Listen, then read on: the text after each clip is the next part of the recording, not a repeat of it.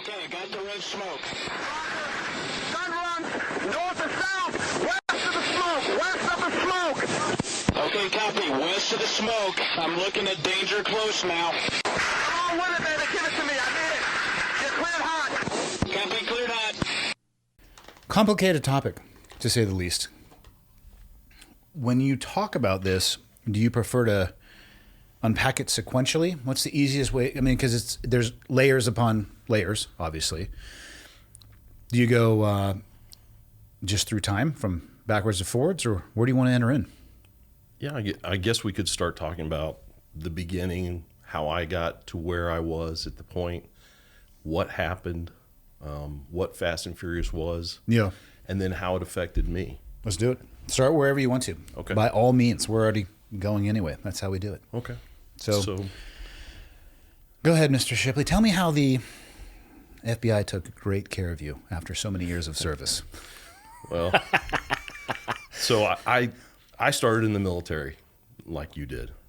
My father was a lieutenant colonel, retired, Vietnam veteran. He's still alive. He's 83 years old. And my dad commissioned me. How's he doing with his service? I only ask because my father's almost 80, and I look at their generation of service, and man, I don't know if you could have written a polar opposite reception than my era's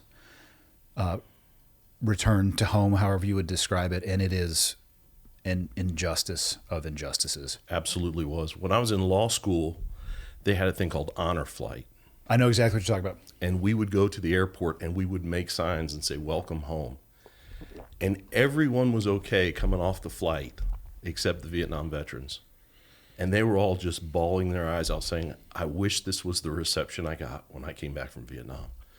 And it breaks your heart as a soldier to see another soldier just wounded like that and to carry that wound for all these years. Did your dad talk much about his service with you when you were younger? No. Same. And again, this is why I ask. It's not common for me to sit down with people who have parents of that era of service, but the stories are resoundingly the same. They're generally very quiet about their service, if talking about it at all.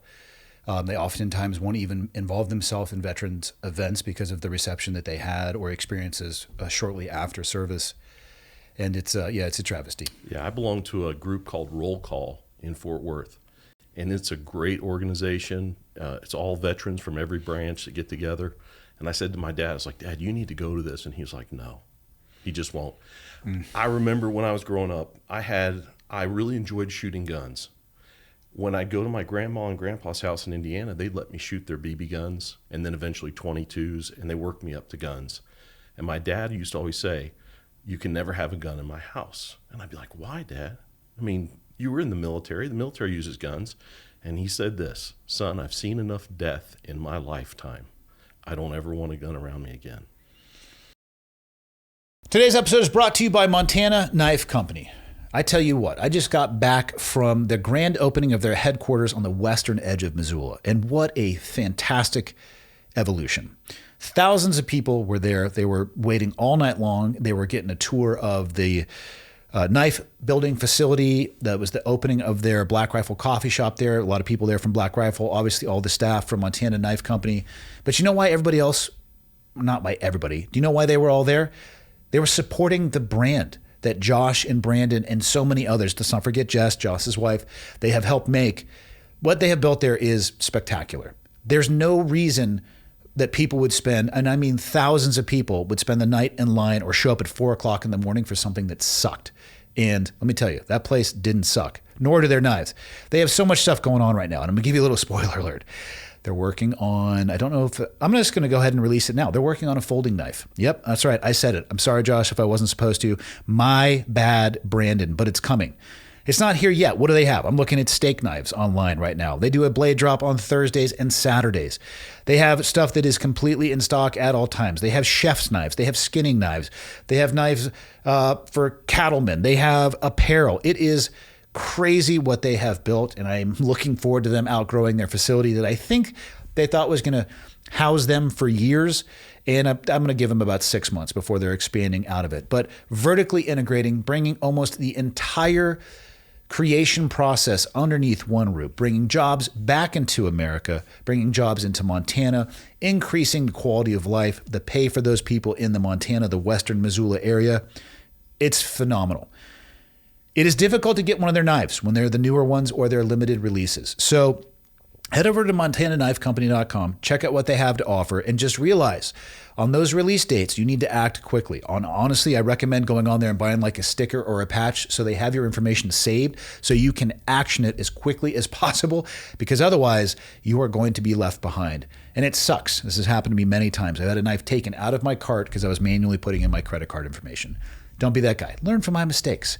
montanaknifecompany.com. Trust me, you won't regret it. Back to the show. So respectfully, when I graduated the FBI Academy, I took my weapon off, locked it in my trunk, never took it in my father's house because I respect my father. Yeah. So I'm glad to hear he's still alive. yeah.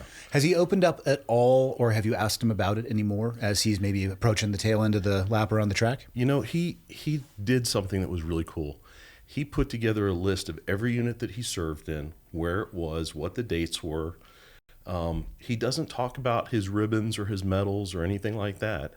I knew that he was in Chulao. I knew that he flew Chinooks. I know the company that he was in at that time. I know all that information, but he still really doesn't talk about it. And that's okay. That's his thing. So I'm glad he made that record, though. yeah. Yeah, because otherwise, one of the things I've done with my dad is I'll sit him down in the chair you're in. And trust me, we get well off the reservation and the rails. Michael can attest to this. He said some things that, like, oh boy, you know this is going on the internet, right? But I've also gotten him to talk about his, the impact of his service on his family.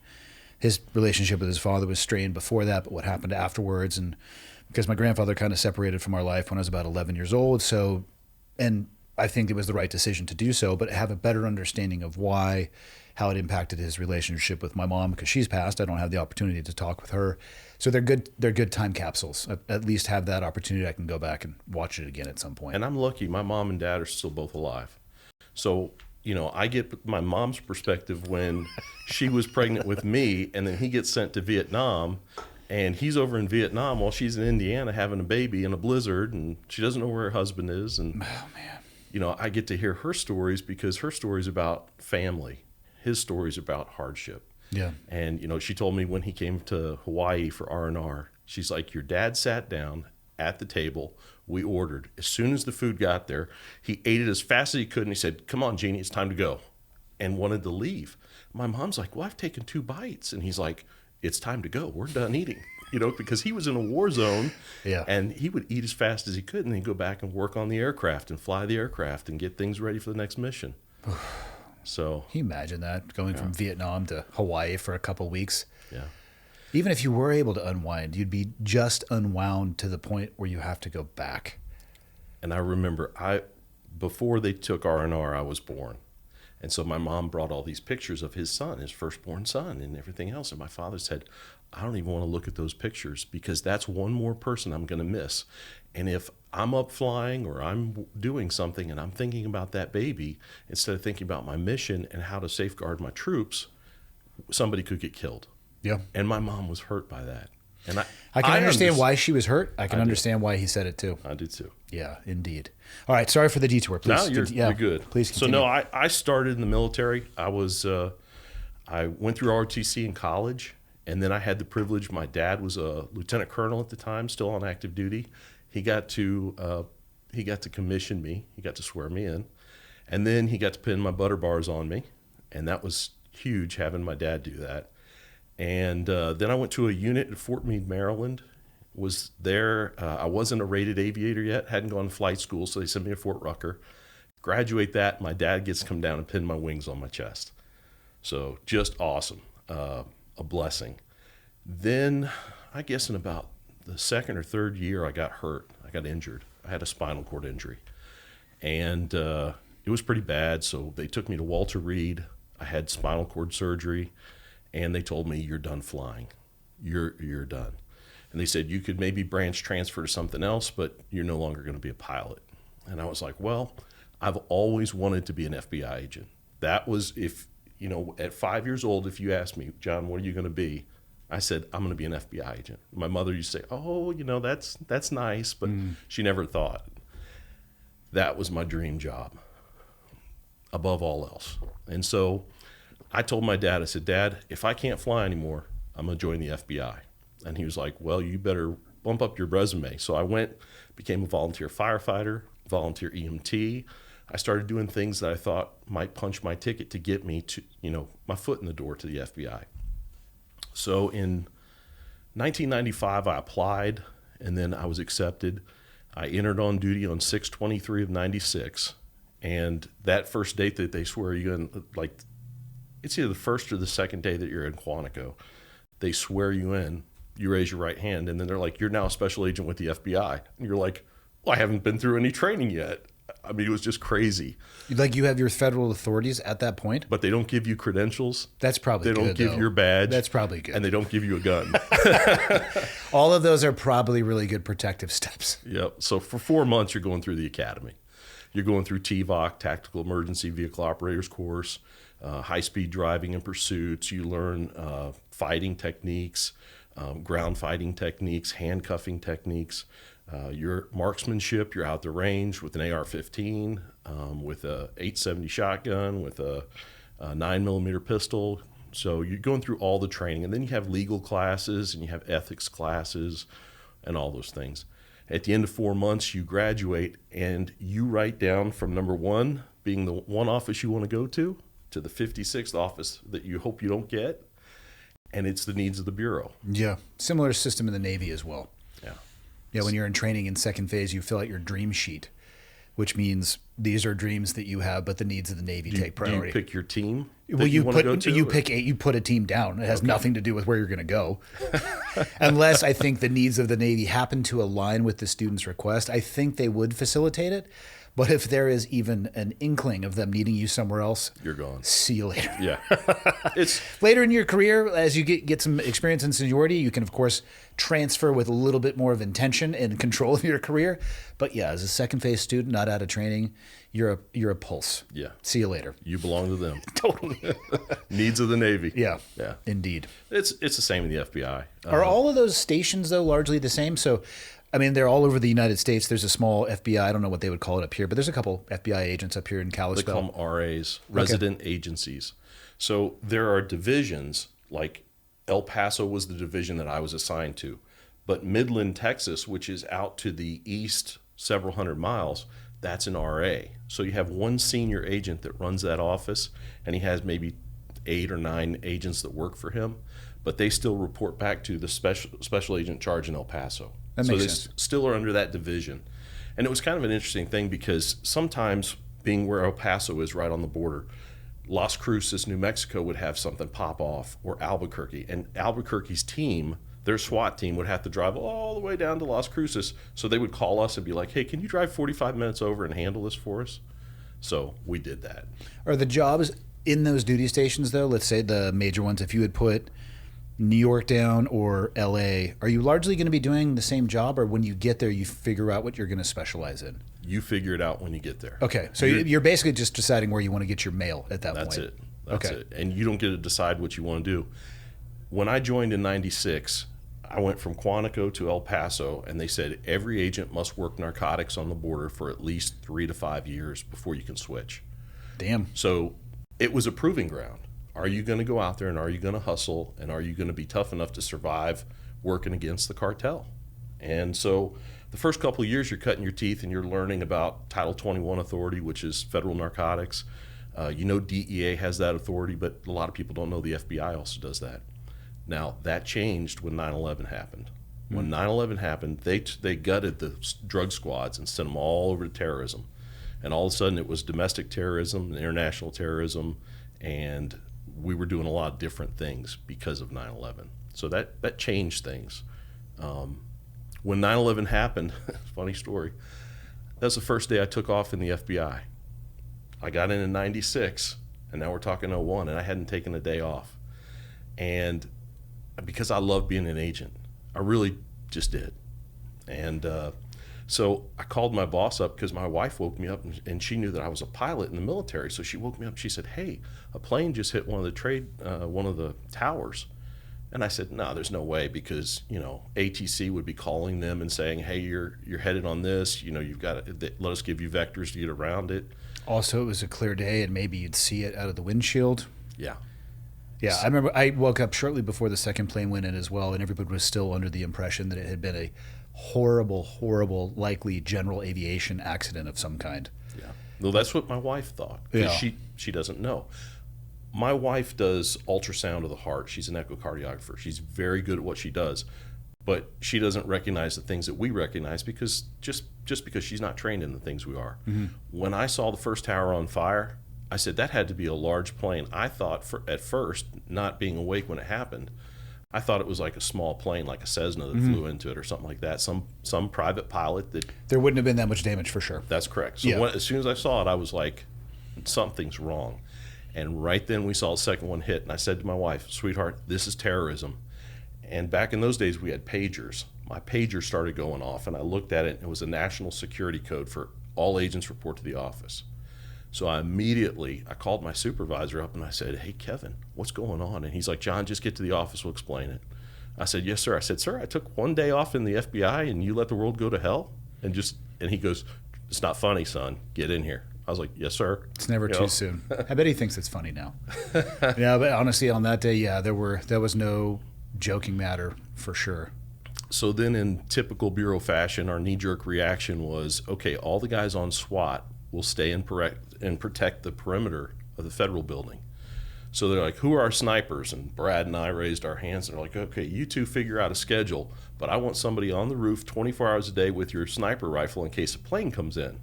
So instantly I raised my hand. I said, sir, I have a bolt-action .308 rifle that holds 5 rounds.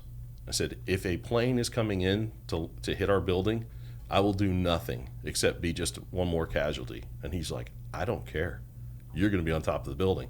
So we stayed on the perimeter of the FBI building on Mesa Hills for 4 months straight. Just 12 hours on, 12 hours off. Was there intelligence pointing in the direction that there was like a physical infrastructure attack coming there? Nothing. I mean, that's how you burn your staff to the ground. It was that knee-jerk reaction of, okay, who are the most tactically trained guys we have? You protect the building now. That's your job. We had motorcycles and dune buggies. You know the old SEAL dune buggies that had the 50 cals DPVs, on them? Desert Patrol Vehicles. Okay. We had one of those, and we would drive around the building just, because it was all sand and desert around the building. So crazy time. But no, I actually have a great love for the FBI still. And it's hard because people say to me, wait a second, they deserted you when you needed them. Why do you still have any loyalty to them? I don't know. I loved being one of the good guys, being a protector. And I think it was maybe my first year in the FBI, somebody had a little saying up on their cubicle. Everybody thinks we get desks. No, we get cubicles. And he had a cubicle thing that said the 3 types of people: sheep, sheepdog, and wolves. And I read it, and it was talking about the fact that there are people that are sheep, and they go through their normal day, and they never have a bad intention in their soul. They just want to be left alone and do their own thing and raise their kids and enjoy life. And then there are wolves, and the wolves will prey relentlessly on those sheep. They'll just slaughter them. And then there are sheepdogs, capable of the same level of violence as the wolves, but would never use it against the sheep and will only use it to protect the sheep from the wolves. And on that day, I was like, I'm a sheepdog. That's what I am. And then, so you're a new agent, you're coming in, you start seeing all these guys with tactical gear, and you're like, oh, why don't I get that? And they're like, oh, they're SWAT. I'm like, yeah, but they look cool. I want to be like that. And some of the neatest guys in my division that I looked up to and I respected, they were on SWAT. And they're like, hey, you want to run with the big dogs? Try out for SWAT. When I tried out, and I tried out twice. So the first time that I tried out, it was a 24-hour tryout. And it was just a smoke session. And people would quit. And I'd look at them like, it's 24 hours. And you knew that going in? Yeah. It started, I think, at 3 a.m. or 4 a.m. And it went till the next night until 4 a.m. and it was a smoke session. It was physical fitness and shooting and physical fitness and physical fitness. And they were trying to see who are the guys that are going to be tough enough that they're not going to quit on a mission. That's it. And 24 hours really isn't long enough to, I mean, you went through buds. Incredible. But I still know people that quit after that too. yeah. I mean, there's no selection process that's perfect. No. People slide through. But yeah, I mean, man, 24 hours is a manageable workload. Yeah. Yeah. Well, it's interesting because El Paso during the daytime, smoking hot. Yeah. It's desert environment, very dry.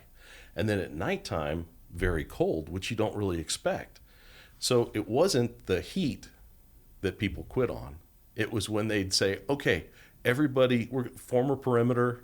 Okay, you have this sector of fire, you have that sector, and lay out, and we're going to do some stuff. And they'd lay out there for about 30 minutes was all it took. And people were getting cold, and because they were sweaty from the day, then that starts to set in, and they're thinking to themselves, I don't get paid anything extra for being on SWAT. It's collateral duty. What the hell am I doing out here? I could be in bed with my wife or putting my kids to sleep tonight. Instead, I'm out here in the sand, and These are just the lies we tell ourselves. Yeah. As a BUDS instructor, it's my job to facilitate those questions, to allow them to enter into a headspace where you would start asking those things.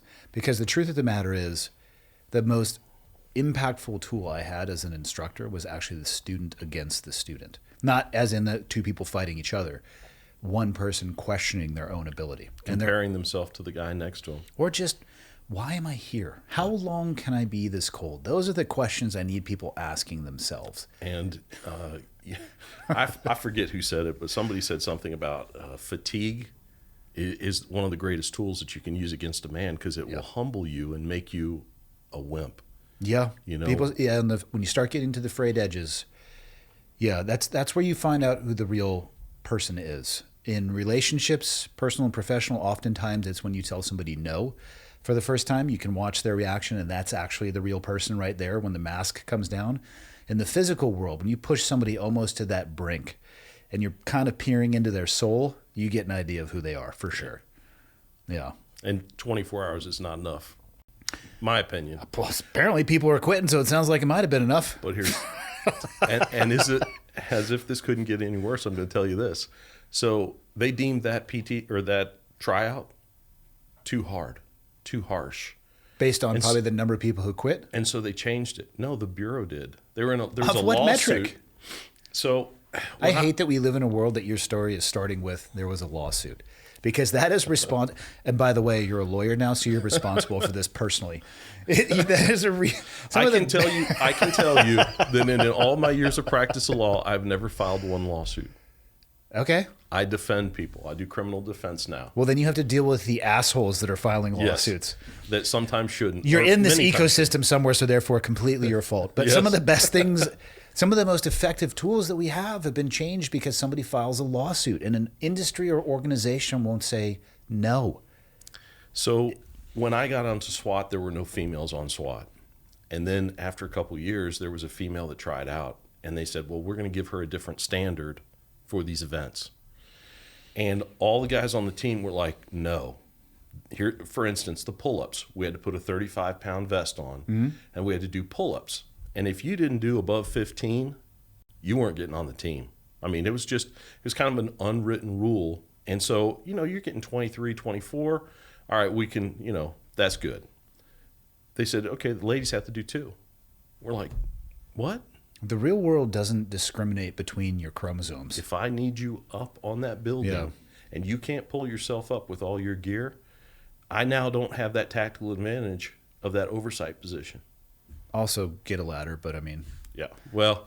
I mean, let's find real-world solutions to problems that present themselves on target. Yeah. Yeah. So it changed when I was in, and I watched the change, and I didn't think it was for the better. Yeah. But I loved being an agent because I loved thinking of myself as... I remember when I was a kid, I got bullied. And I got bullied because I was smaller than everybody else. And my sister was the one who stepped up to the bully and fought him.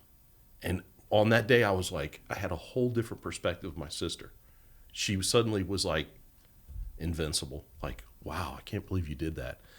And then when I got in high school, somebody said to me, hey, well, if you want to stop being bullied, go be a wrestler. Learn how to wrestle, and fights go to the ground and you'll dominate. And then I started working out, and then I started getting bigger and playing football and wrestling. And then I didn't have to worry about being bullied ever again, because guys knew, hey, I saw that guy wrestle, and I don't want to screw with him. Yeah. But then I was like, but you're still doing it to these guys. I was going to say, then you can do the most important step in all of that. Is Prevent you can it. step in between somebody who is being bullied and the bully, and kick the ever-living shit out of the bully. Yeah. Yeah. It needs to be done. I completely agree. So that's when I decided, okay, this is my path. When I was growing up, I didn't know. I always said I wanted to be an FBI agent, but I didn't know if that's what God was going to put me into. And God saw my heart and said, hey, he wants to protect people. He's very capable of violence. I mean, don't join SWAT. Don't become a sniper if you're going to have a problem with it. I don't know who it is, but there's a master chief that was in the SEAL teams. He had this. This may not. If you're going to say a large mustache, this is not narrowing it down at all. By the way, Yeah, this when you say a mustache, master chief with a handlebar mustache, Yeah, and it curled around. But I was watching a show one time, and he put it perfectly. He said somebody had asked him, "Hey, what do you think about when you have to take somebody's life during a mission?" And he said, "Look, if you derive pleasure from taking somebody's life, you're a psychopath, and something's wrong with you. And if you derive pain from it, then you're in the wrong line of business. But if you can put yourself in the middle and say, I have to do this for the mission to be successful, and you take no joy and you take hopefully no pain out of it, then you're an operator." And do you remember what year it was you saw that documentary? No, I don't. Because if it was pre 9/11, there's a real good chance that guy was full of shit. SEAL teams didn't do too much after Vietnam. I'm just saying, sounds good, but at the same time, it's a real good chance he might have been talking out of his ass. Well, there's a lot of people that do. Indeed. So when you first got your first station again, you said El Paso? El Paso, my whole career. Okay, so right into narcotics then. Yep. Just for people not maybe familiar with the geography of Texas, how far are we talking El Paso to the southern border? So from our office, if I took my 9mm out and fired around, it would land in Mexico. Did you guys ever test that? No. No office pops? No. Missed opportunity. Actually, that wouldn't be an office pop, I don't think. That'd be an outside pop. You know, and as a matter of fact, one SWAT mission, they said, hey, who are the snipers? And they're like, Shipley's a sniper. And the assistant special agent in charge calls me into her office, and she said, I'm going to put you as a sniper on this mission. It's right on the border. And what was happening was there was a train that would come down and would make a 90-degree turn. So it had to go real slow or it would derail. Mm-hmm. And so the people in Mexico would cut the fence. They would walk 3 steps into the United States. They would break the train into emergency. There's a line that goes down through the cars. And if you pop that line, all the brakes immediately go into emergency. Oh, they would do this as it was moving, and yes, because it was going so slow. They could walk up to the train and they could break it. How do they figure this shit out, first off? I don't know. They're sophisticated. Yeah. A lot of people say that the crime and the cartel are not sophisticated. They have special forces guys just like our government has. Yeah. They have trained killers and trained people that do their business. They are not, they have as good or better equipment than we have. So, but they put this train into emergency, it stops, then they'll jump on the cars and start opening up the Connex boxes and taking out anything. Refrigerators, and they're pushing it over the side of the train. They'll move it 5 feet into Mexico, and then when the Border Patrol gets there, they can't do anything because they're now on this side of the fence. Literally, if it was an inch across the border, yep, nothing they can do. Wow. So I was asked, okay, you're going to be sniper on this mission, and you're going to set up at this location. Here's your overwatch position. And she asked me this one question. She said, if your team is taking fire and you see that it's coming from Mexico, what are you going to do? It's a good question. I feel like the answer is you can't shoot back. My answer is if my team is under fire, I'm going to eliminate the threat. No, I think that's definitely what you do, but I think the legalities are not in your favor. Correct. Yeah. And I wasn't an attorney at that point, yeah, and I didn't really know the law, but I said this, a deadly threat is a deadly threat no matter where it comes from. Yeah. And I will end it. And she's like, okay, you're off the mission tonight. So we had, and again, I don't think this is doctrinally what it was called, but it was essentially like hot pursuit. If we were engaged, this is specifically the border of Pakistan is what I'm talking about. If they tried that, we could return fire inside of our ROEs, but not cross the border. If somebody fired at us in Afghanistan and then went across the border in an attempt to flee or entice us across, I can't remember the exact limitations, but we were allowed to take actions up to a point. I remember it being called hot pursuit. In the U.S., in the law enforcement, obviously I was playing with a different set of ROEs, sometimes Title 10, sometimes Title 50.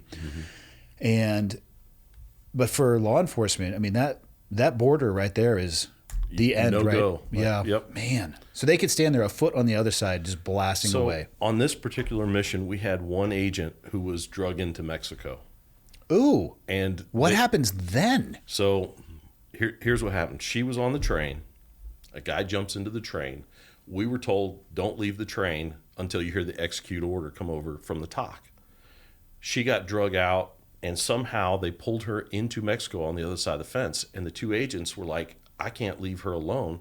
And some of the people either had bats or they had pipes. I'm not sure which. But they had split her skull open. And so they jump out. They get into a tussle with these guys. Shots get fired. And they get everybody back to the United States. Well, it's a good thing I wasn't up on that hill, because I don't care about that border. If you're trying to kill my friends, I'll deal with the repercussions later. Yeah. So it happened, but she got drug into Mexico. So then what are the agents supposed to do? Say, oh, well. By the letter of the law, what are they supposed to do? I don't know. You're supposed to go call the embassy? I mean, like, what's going on here? But it's a life or death situation. I agree. That's what I'm saying. Split her head open. And she was severely injured. The two agents that were really badly injured, Sergio Barrio, I think he medically retired from the FBI because his peripheral vision was destroyed, so he couldn't see past what's right in front of him anymore. And both were in the ICU for weeks, maybe even a month. Just a bad situation. But so what's the reality like as a federal agent essentially playing chess with the cartel? Because I tell you what, if you only get your information from the mainstream media, I don't think either side is doing a very good job of painting an objective reality of what the situation actually is.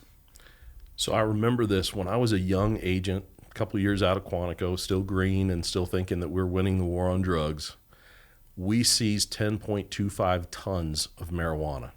And one of the pictures that I gave you has a picture of me, and I'm laying on a mountain of marijuana because we were unloading 2 tractor trailers just full of marijuana. And I was like, man, this is really going to hurt the cartel. No. And my supervisor, I know, but I was new. I was still, like, hey. My supervisor said to me, he said, hey, John, he goes, I promise you that the price of marijuana on the streets tomorrow will not go up a penny from what it is today. If you think 10 tons of marijuana hurts them, it doesn't. It's a minor, it's a flesh wound, it's nothing. So, I was naive. I had never seen that much marijuana in my life. And, the guys that were bringing in loads like that, I was looking at them like, man, you guys are gods. Like, how did you get this much? How did you, because my cases when I first started out were small. Mm-hmm. And when I say small, maybe 1,000, 2,000 pounds of marijuana, maybe. Which is a tremendous amount. 300 or 400 keys of cocaine. These guys are bringing in thousands. And I'm like, how do you do this? And they teach you. You've got to learn how to do it. But I love my time in the Bureau, but after 14 years of serving, I had a problem. And some people ask me sometimes, how did this get started? And I'll tell you this. I got on somebody's radar that I was not able to be controlled. And what I mean by that is, if somebody tells me to testify to something in federal court, my oath is to God. And so if they say, hey, I need an agent to testify at 2 o'clock, they observed this, and SWAT didn't get there till 3:30 or 4 o'clock, I tell the AUSA, I can't testify to that. I won't testify to that because I wasn't there. Well, here's a better question. Why would the AUSA tell somebody, knowing that those timelines didn't align, to say something that isn't true? Because like in every organization, the vast majority of the people that join that organization are squared away, hard-charging, good people. and they want to do things right. And there's a few that get through that don't care. And their only objective is to win at any cost. And that's what happened in my case. Was I had pissed an AUSA off because I told the truth under oath. And she got mad at me. I believe that's how that's supposed to work. It is. And here's the thing. I took an oath when I became an officer in the Army. I took the same oath as an agent. I took the same oath as an attorney. And at all three of those things, I said, I will support and defend the Constitution of the United States against all enemies, foreign and domestic. So help me God. My oath is not to the FBI, and it's not to the Army. It's to God. And I take that serious. And so when I would have somebody tell me, you're going to do this, I'd be like, I'm not. How often would somebody come up and say something like that, though? Not very frequently, but we had a unique thing happen. If a crime happens on an airplane inside the United States, it's automatically FBI jurisdiction because that plane has the capability of crossing state lines. That makes sense. So even if it's just in Texas, if it's going from San Antonio to Dallas and somebody commits a crime, because that is an aircraft, it's federal crime, it's FBI jurisdiction. And they're going to get arrested by the FBI and prosecuted by the FBI. Well, so after I came off narcotics, I went to Special Operations Group. SOG is a team of agents, and their job is to be covert, so you don't dress up like an agent. You don't go to the main office anymore. You go to a remote location, and your job is to conduct surveillance against targets for the FBI, whether it be somebody who's doing money laundering, or it could be a white-collar criminal, it could be a cartel member, it could be a politician, it could be anybody. If there's an open case, they call up SOG and they say, hey, I need to know who this person's meeting with, or hey, they're supposed to take a bribe today and I need you to get pictures of it. That's our job.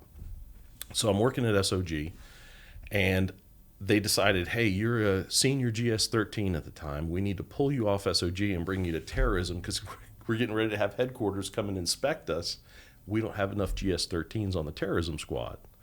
And I thought, okay, I've never worked terrorism. If they ask me any questions, I don't even know what to tell them because this isn't my violation. And they said, it doesn't matter. Just do this for inspection, and then we'll switch you back to SOG. I said, okay.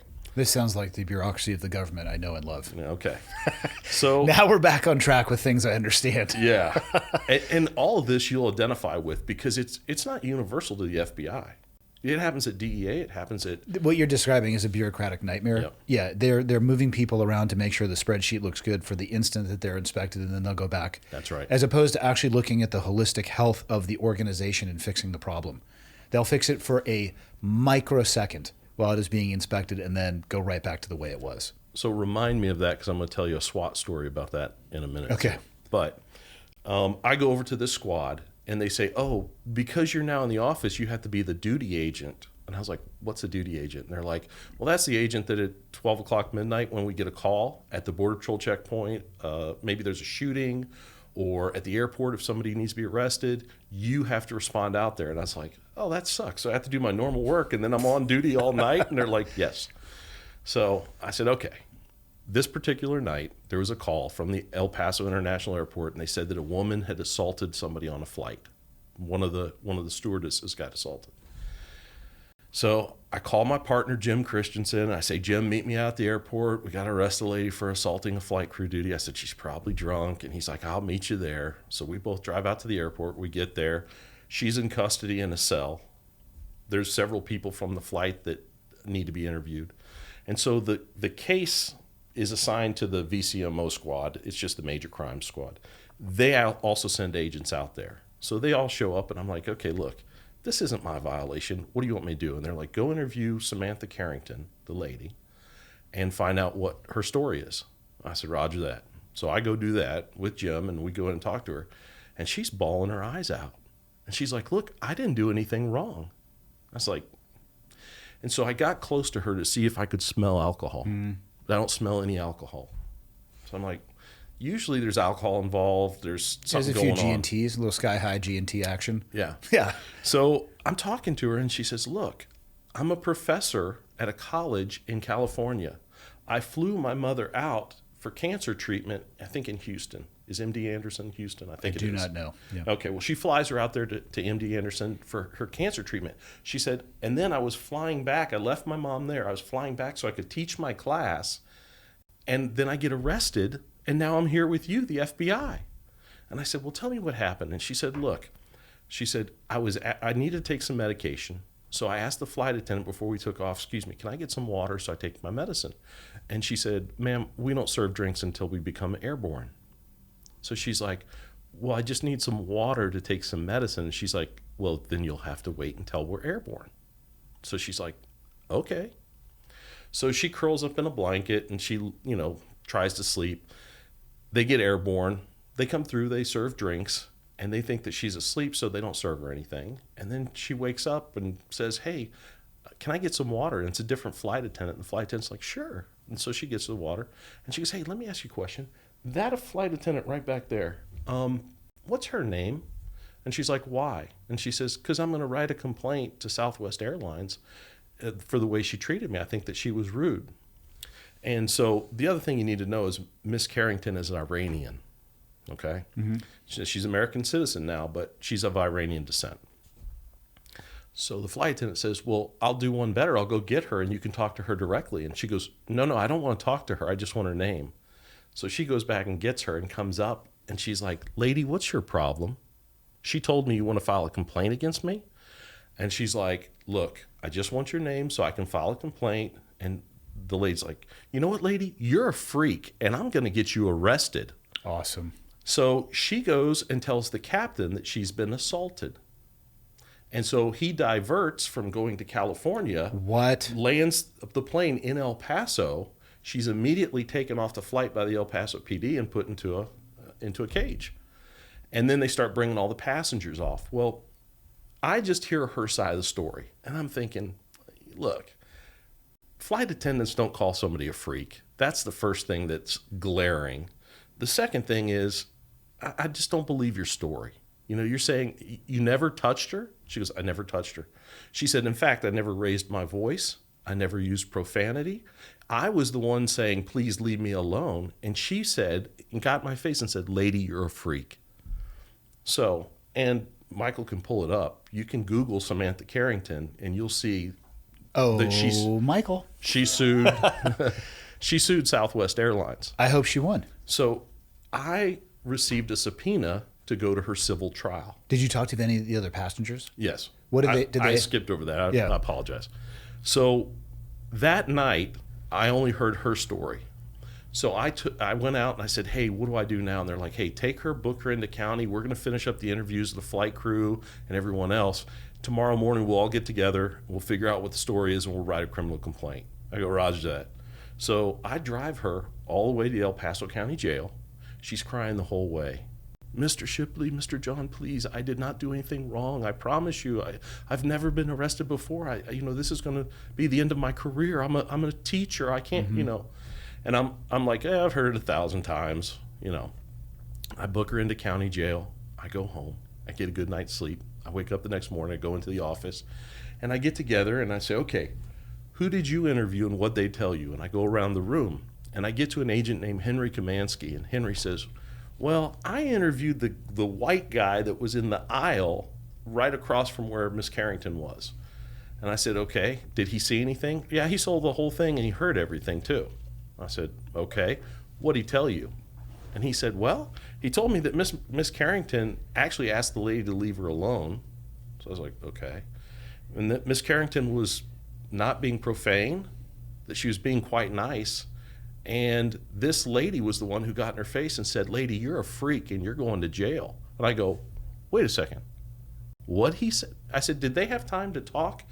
No, the flight was diverted. She was taken off to a jail cell. He was brought out here. Mm-hmm. And I'm like, so they didn't have time to get their story straight. And he's saying the same thing she's saying.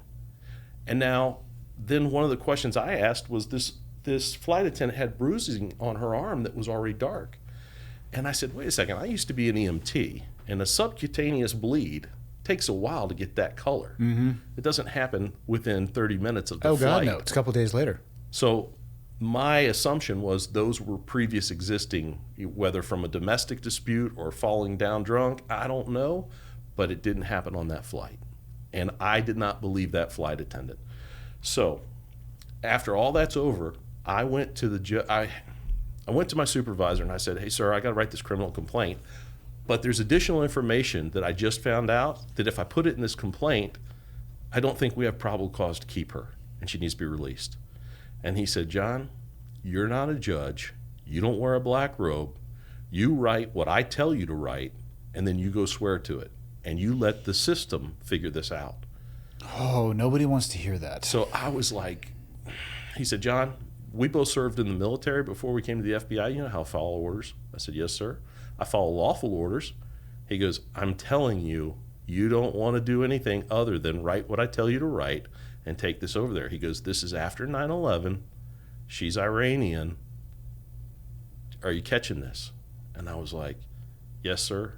So he's like, go back to your desk, write the criminal complaint, leave out these parts. So I did. I wrote it up. I took it down to Judge Garney. His name's Norbert Garney.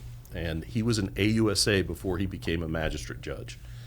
And I'm sitting outside of his office, and I am going to puke. I just know I'm going to throw up.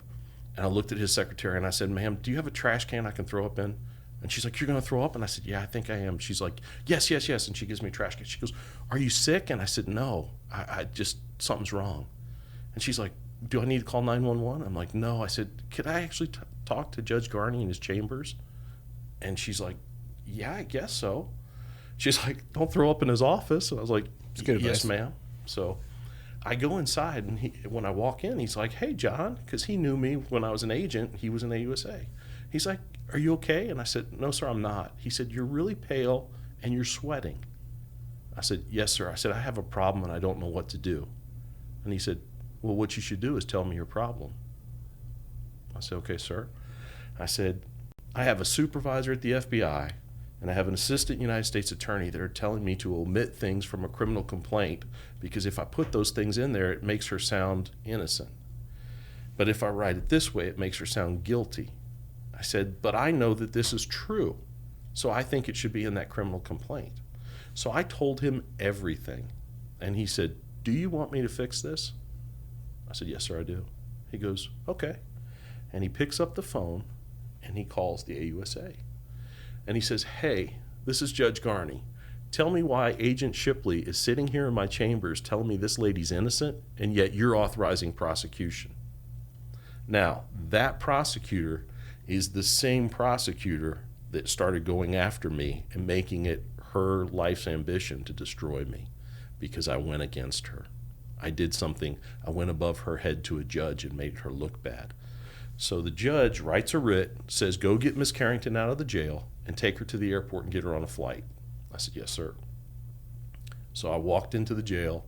Samantha was there. Her eyes, she looked horrible. She'd been crying all night.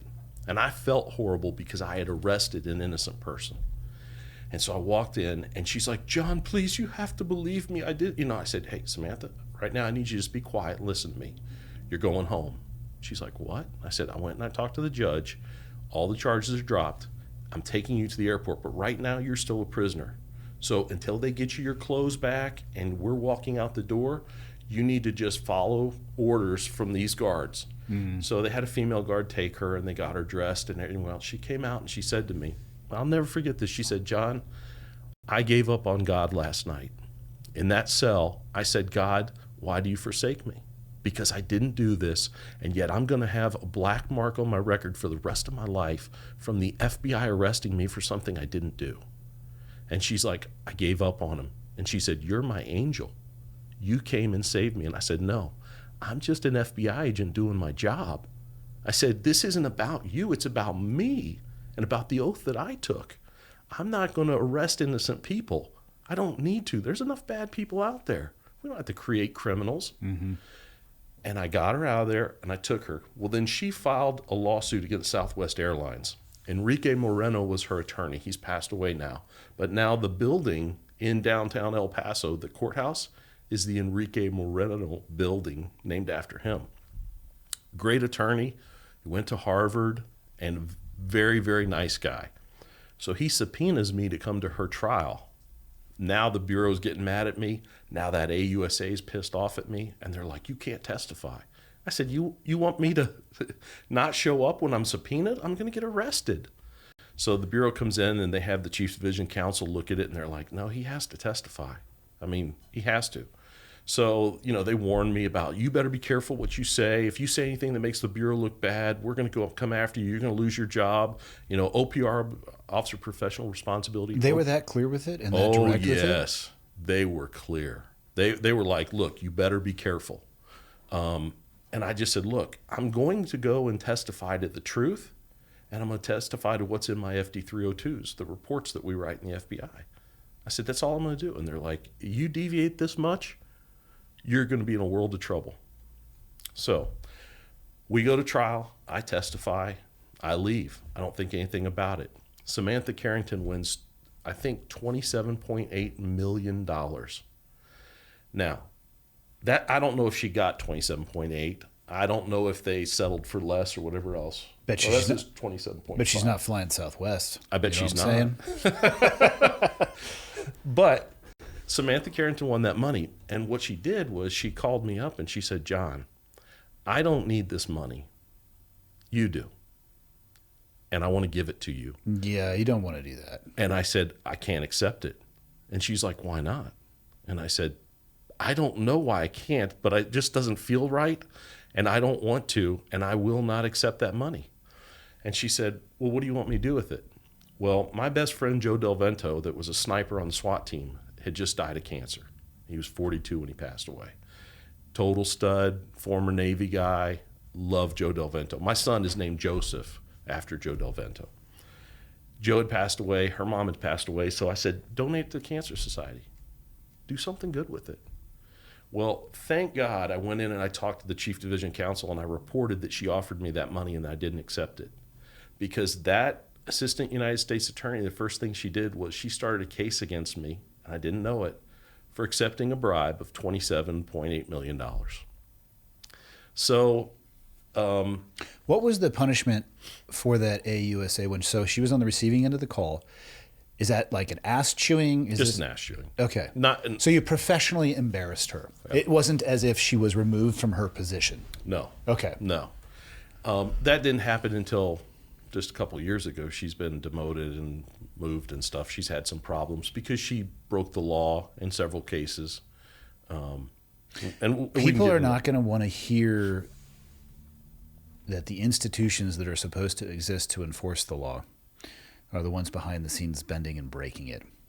Well, these badges are supposed to mean something. They're going to hear it because that's what my case is about. And you'll see that in just a second. So she came after me for accepting bribes.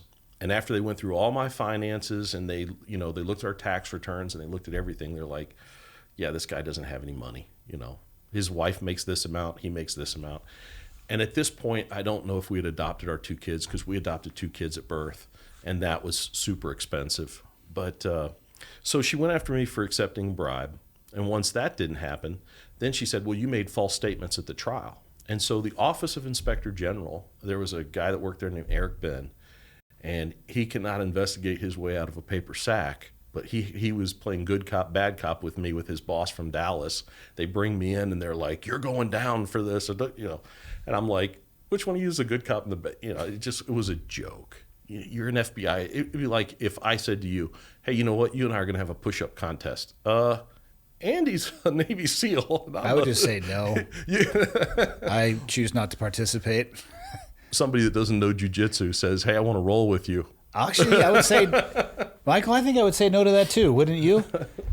The reality is, I'd love to see it if you said yes. Well, the reality is this, though. You're way more likely to get hurt with somebody who's unpredictable like that. Very true. Because they're going to, I have jiu-jitsu answers to jiu-jitsu problems. Yeah. Somebody freaking out on the street is like, whoa, dude, that's not the right way to move. You're not supposed to move like that. That's not how you get out of that. You get elbowed in the head by accident. Yeah.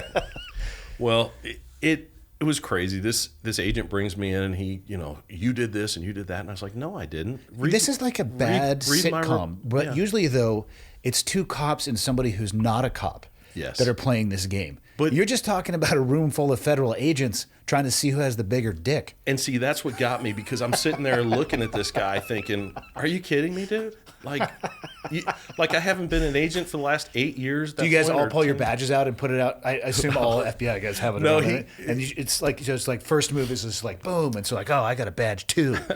No, the interesting thing was when they brought me in, they called me and they said, look, you have to report over to OIG to be interviewed by Agent Ben. I said, okay, roger that. No problem. They're like, okay, you're not allowed to take your weapon with you. I was like, what?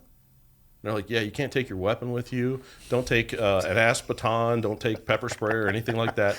I was like, what do you think I'm going to do? Draw my weapon against another federal agent? But anyway, so I go over there. I get interviewed. They tell me you're likely going to be fired for lack of candor. That's their big thing in the Bureau. Is that a fireable offense? It is. Lack of candor. Mm-hmm. Do they list out what they consider to be lack of candor, or is this a subjective? It is very subjective, because we had an agent that had 19 years in the FBI. He started dating a stripper. Yeah. The boss told him, hey, that's conduct unbecoming of an agent to date somebody in the adult entertainment industry. And he said, no, sir, it's not. I've read the MIOG, and according to the Manual of Investigative Operational Guidelines, there's nothing that precludes me from doing that. And she pays taxes. It's a legal profession, and we're dating. And he's like, well, it looks bad, and I don't want that. He goes, well, I don't care, sir. I'm not going to stop dating her.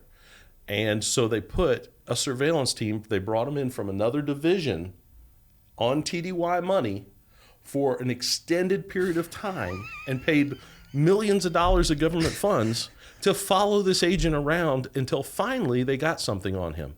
So they brought him in and they said to him, Oscar, have you ever used your bureau car for non-official duties? Oh, and he goes, God. I don't think so. And they go, have you ever raped a child? They ask him a bunch of crazy questions. And he goes, no. And, so then they're like, okay, well, we're firing you for lack of candor. And he's like, what are you talking about? And they're like, here's a picture of you, and you're picking up your mother, and you took her to the grocery store, and then you drove her home. That is not official business, and you're in your government vehicle. And he looks at it, and he goes, you know what? You're absolutely right. He goes, my Corvette had broken down, so my POV was broken. My mom had no food in her house, and she called me and said, Mijo, I haven't eaten in days. I'm getting really weak. Can you come over? So I drove over there. I took my mother to get groceries. And he said, I'll take 30 days on the bricks for that, if that's what you want to do, because that is a violation of FBI policy. And I did it. And they're like, no, we're firing you because of lack of candor.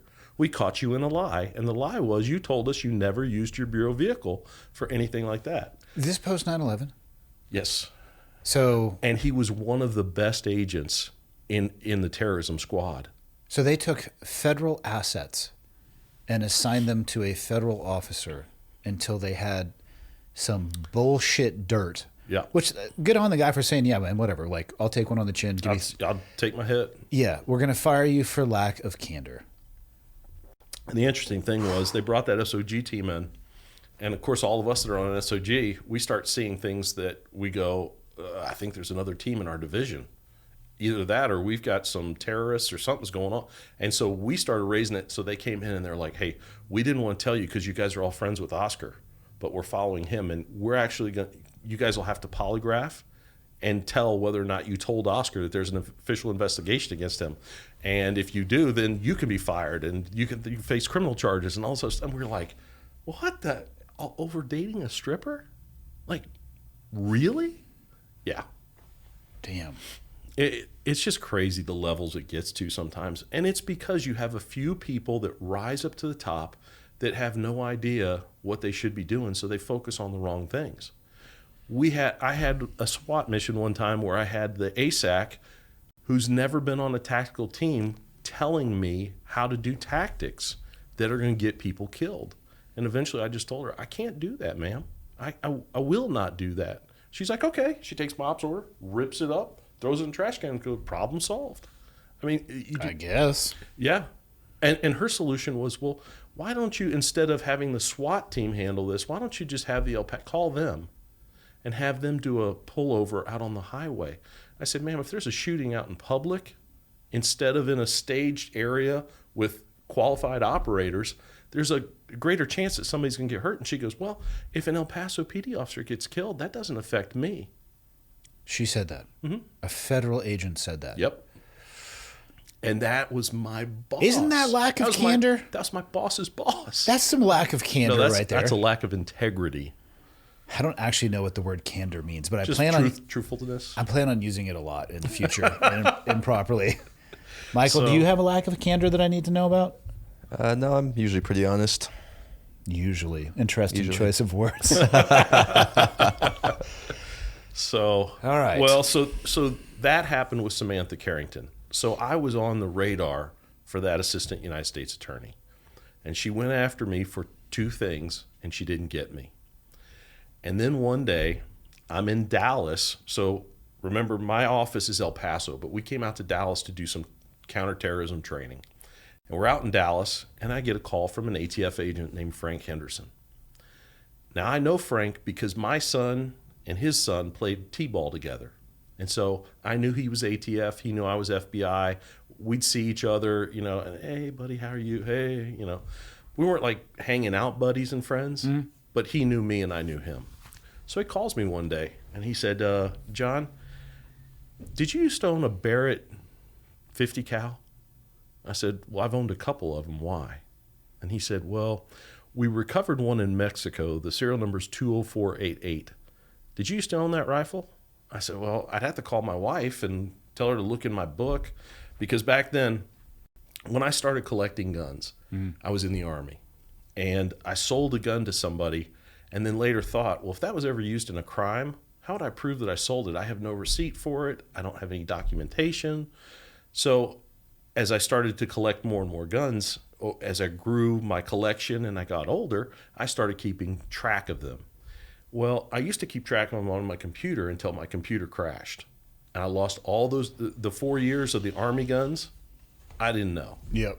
So I decided, I went into a gun store and I said to a guy that was a federal firearms license, I said, hey, how do you track your guns? Do you do it on like software or something? Because I lost all of mine on my Word sheet. It's gone because my computer crashed. And he goes, no, we have this thing called an A&D book, Acquisitions and Dispositions. And what you do is you log it in and say Barrett 82A1 serial number. It has a blank for everything, and you just fill it out. And then when you sell it to somebody, there's this, on the other side of the page, there's who you sold it to, what the date was, all the information. And is this just a receipt for you? Is this a legal document, or is this just a way for you to keep track of personal items? This book is sold on the internet to anybody who wants it. Okay. It's not an official government form. There's no, as a private citizen, you have no obligation to have that book. And in fact, now that's what they came after me on. And you'll hear more of the story. But so I told my wife, I said, look, go in my book, find out if I ever owned this Barrett that's at 82A1 and 20488's the serial number. So she's like, all right. So she calls me back and she's like, yeah, you owned it and you sold that to Armando Rodriguez. I said, okay. Armando Rodriguez was an El Paso County deputy sheriff, and he was a friend of mine. I knew him from booking prisoners into the jail, but I also knew him because he would go to the gun shows, and he was an avid collector. And so you get to know the guys who are gun guys, especially maybe like this town, there aren't a lot of gun stores. So there's more than you would think. Really? Yeah. It is Montana. So El Paso they had 3 or 4 gun stores. In all of El Paso? In all of El Paso. Those are rookie numbers. Okay. So what I'm saying is, if you're a gun guy and you can only buy from 4 places, everybody gets to know you. There might be 3 or 4 gun stores on Main Street. Okay. So the guys at the gun stores not only get to know you, but they know what you do for a living. Yeah. And then they're like, oh, and do you like tactical guns, or do you like hunting rifles, or do you like... Yeah, they can become conduits. Yes. Yeah. And they'll say, hey, did you know that John's getting ready to sell his Barrett? Well, I'd be interested in buying that. Hey, well, here's his number. Give him a call. They do that all the time. Normal, everyday kind of thing. So I sold the gun to Armando Rodriguez. Perfect transaction in Texas. So in Texas, what makes it a legal transaction in Texas? Person-to-person sales are perfectly legal as long as you don't know that the person is a convicted felon. Which the officer shouldn't be. And you don't know that they're mentally unstable. Questionable. You did say sheriff's deputy. Yeah. But he was a good dude. Yeah. I'll tell you something. He stood up when he was supposed to. The government went to him and said, hey, if you testify against John Shipley, you'll go to the front of the bus on cooperation. You may never have to spend a day in jail.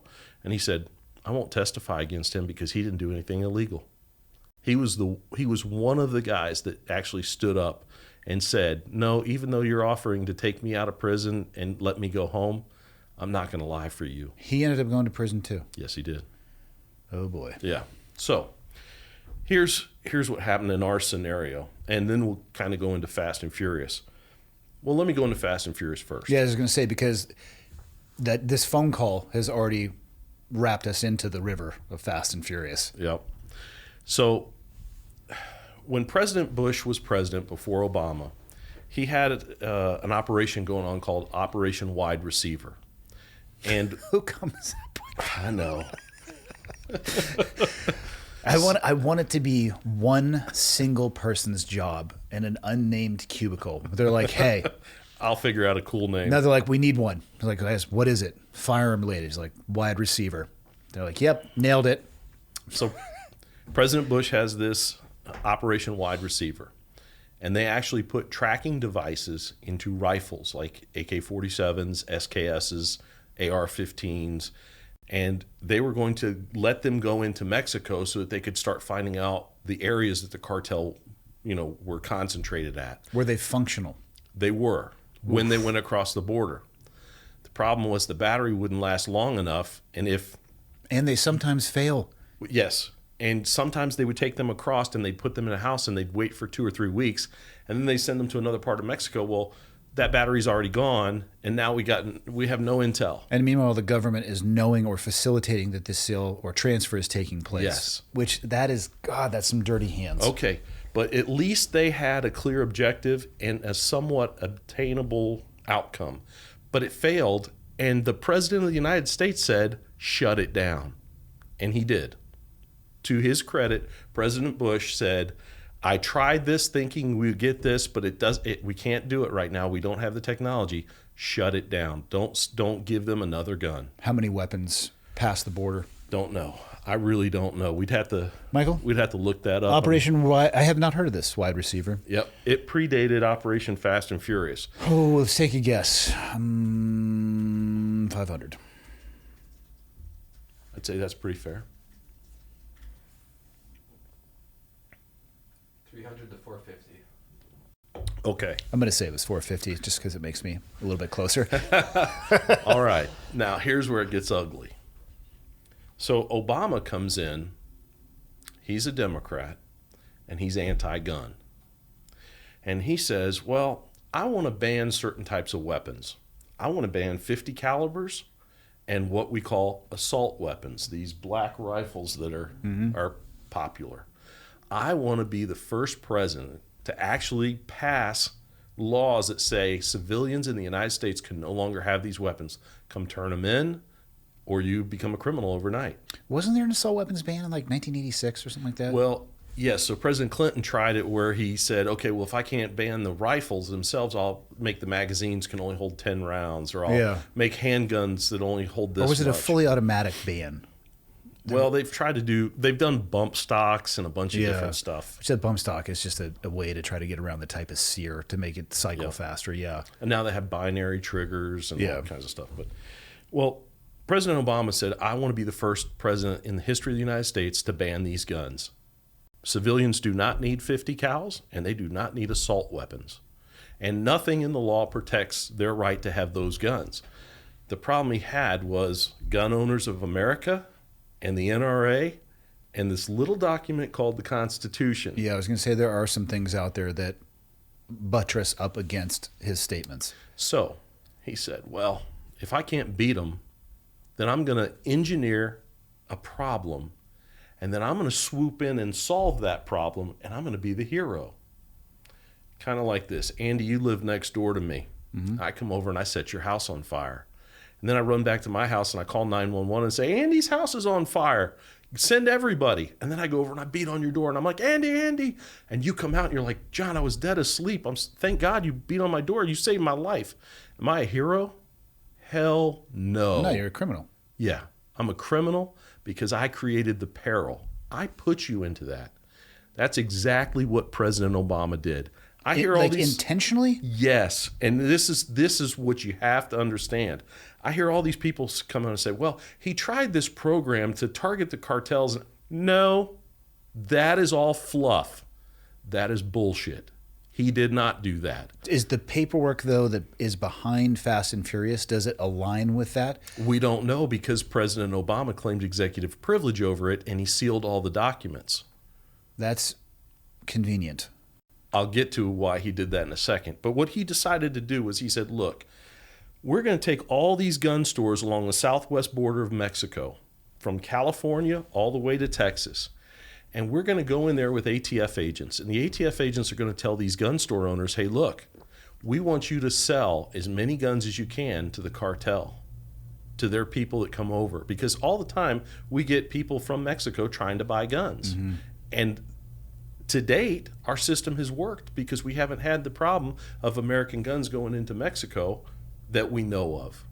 I'll preface that. So he creates the problem. He tells them, now imagine you're a gun store owner. I'm an ATF agent and I walk into you and I say, hey, look, we have this big undercover operation going on where we're targeting the cartel and we need your help. You're going to be like, I don't know if I want to help you. Well, here's what you have to do. Sell 1,000 guns a month to the cartel and you get to keep it all. And we're going to give you immunity from prosecution. You'll never be prosecuted. And you say to yourself, well, wait a second, I usually sell 500 guns a month and you're going to let me sell an extra 2,000 guns a month if I can, and I can't be prosecuted? It's a windfall in cash, and I have immunity? Are they up front about it? Yeah. I mean, are they having this conversation across the counter? How do you do this? Do you hey man, do you guys have an office? I need to talk with you? Guess who else holds that FFL holder's license?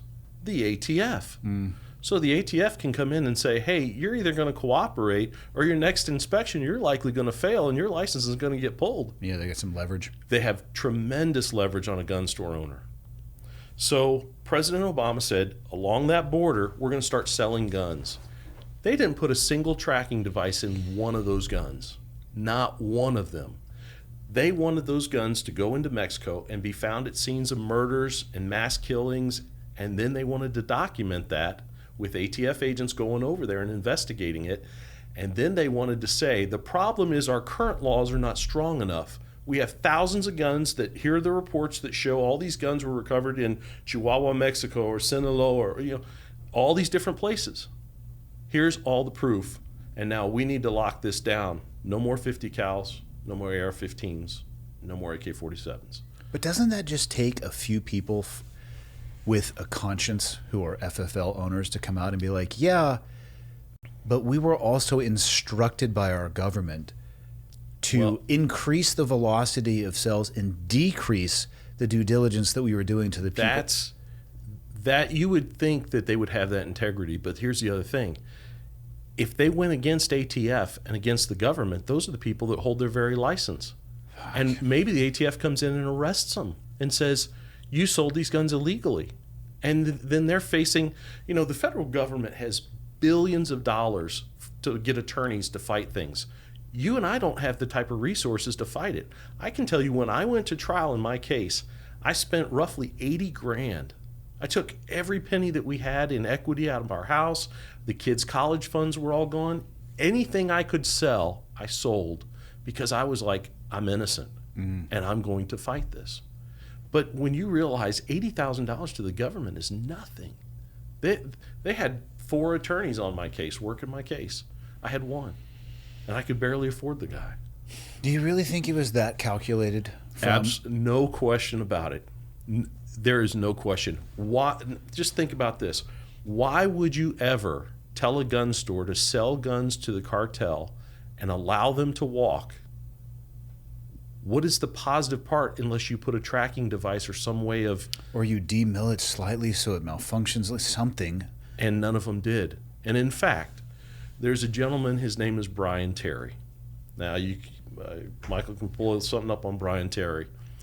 Let me tell you about a true hero. Brian Terry was in the Marine Corps, then became a police officer, Then he joined the Border Patrol, and at 38 or 39, he went through selection for BORTAC. Hard selection phase. They bring Special Forces guys from the Q course in to run the selection phase. It's brutal. Yep. So that's right. You may look up Brian Terry, Border Patrol agent. There will be a good picture of him. And there's actually a picture of him, and he's got his partner on his back, and he's running through the sand. And I'll tell you that story. They would put your last name, Shipley, on tape on the back of your helmet so that they could, when you're running, they could say, super common. Shipley, Yep. There's Brian. That's the picture. Well, Brian's tape had fallen off, and one of the other candidates that's going through selection phase put his name on the back of his helmet and went up to Brian and put his name accidentally. So then, Or was it? well, I don't know. I wasn't there. That is how you fuck with your friend. So true. Yeah. So, and this is Kent Terry is Brian's brother, and Kent told me this story, and he said basically Brian got in trouble for something that he didn't do, and he was told you have to carry your partner for half a mile through the sand down here after they've been just smoked all day long. Yeah. And so he puts his partner up on his shoulders, and he doesn't argue. He knows that he didn't do it, but he takes off running, and he gets down. And then he turns around at the turnaround point and he runs back. And the cadre go out to him and they say, hey, we messed up. You can put him down. He goes, no, you punished me. I'll pay the debt. He ran him all the way back in, and that photo was taken. That's now a statue at one of the Border Patrol museums down on the border. Fantastic picture. Now, Brian was killed in the line of duty, and he was killed by a gun from Fast and Furious. And this is what actually kind of cracked open the can. This is wasn't what it? broke it open, because my trial happened before Fast and Furious came out. So even though my gun is involved in this whole thing, the government didn't tell us any of this stuff. And in fact, they lied in search warrants, and I have the search warrants, and I can prove they lied. They knew all about this, and they decided not to. In discovery in the state of Texas and in the federal government, you have to give inculpatory and exculpatory. They're just big words that mean evidence that makes somebody look guilty or And evidence bad. that make them look innocent. Yeah. You have to give both to the defense. They never said one word about Fast and Furious. Was it still ongoing at the time? Yeah. Were they aware so this guy, he was killed after your trial. Okay. So he gets killed in 2010. I'm already convicted. Okay. Now, here's where things get weird. I sold my .50 caliber to Armando Rodriguez, deputy sheriff. He then puts it on consignment with Paul Lee, the owner of a gun store in El Paso. Which is super common. I've seen that happen here quite a bit.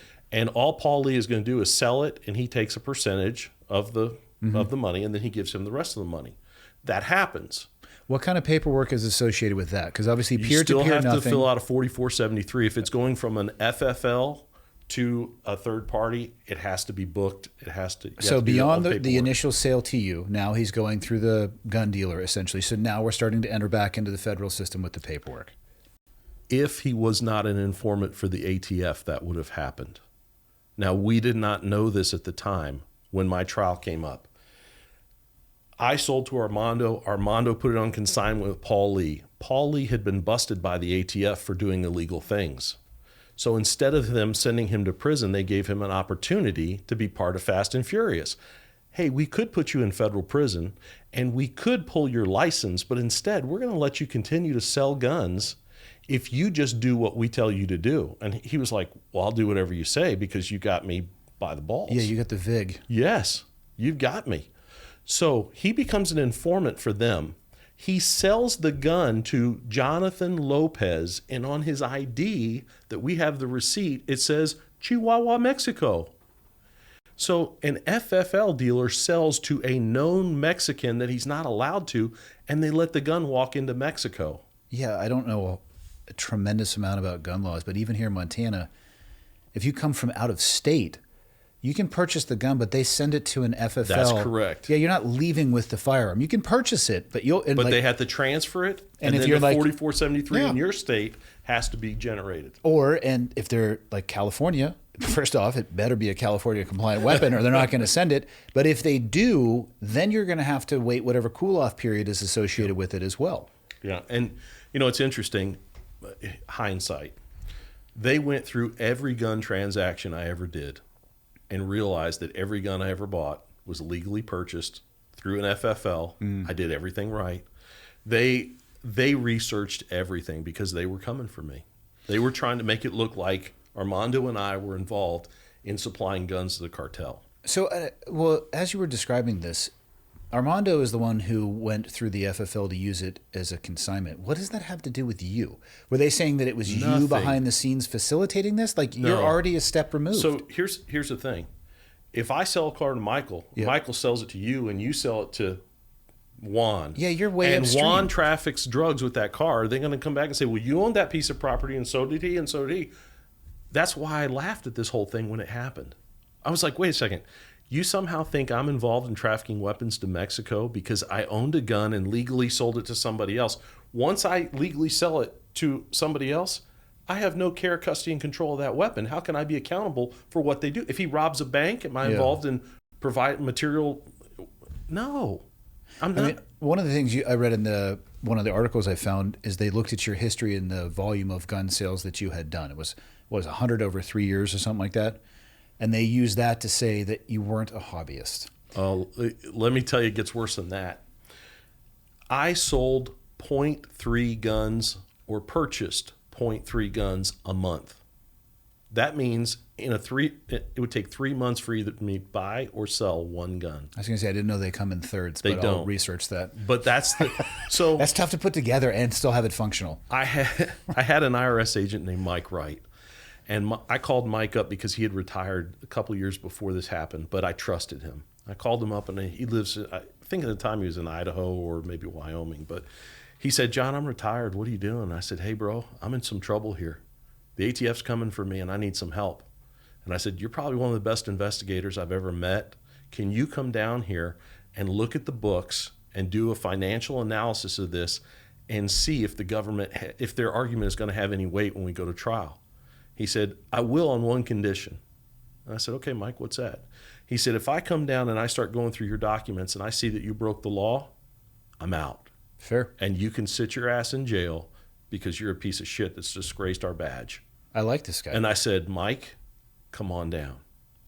So Mike comes down, retired IRS. He goes through all the documents, and he's the one who came up with well, according to the time and how many guns you sold or purchased, you bought or sold 0.3 guns a month. He's so where did the papers come up with this 100 in 3 years, which would be what?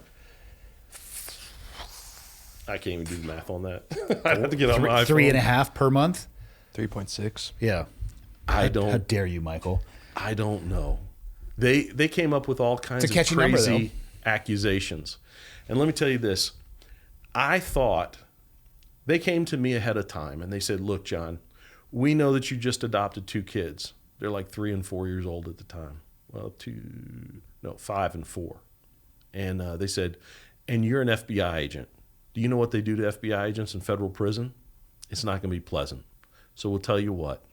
You pick any one of these 6 charges. You plead guilty to one of them.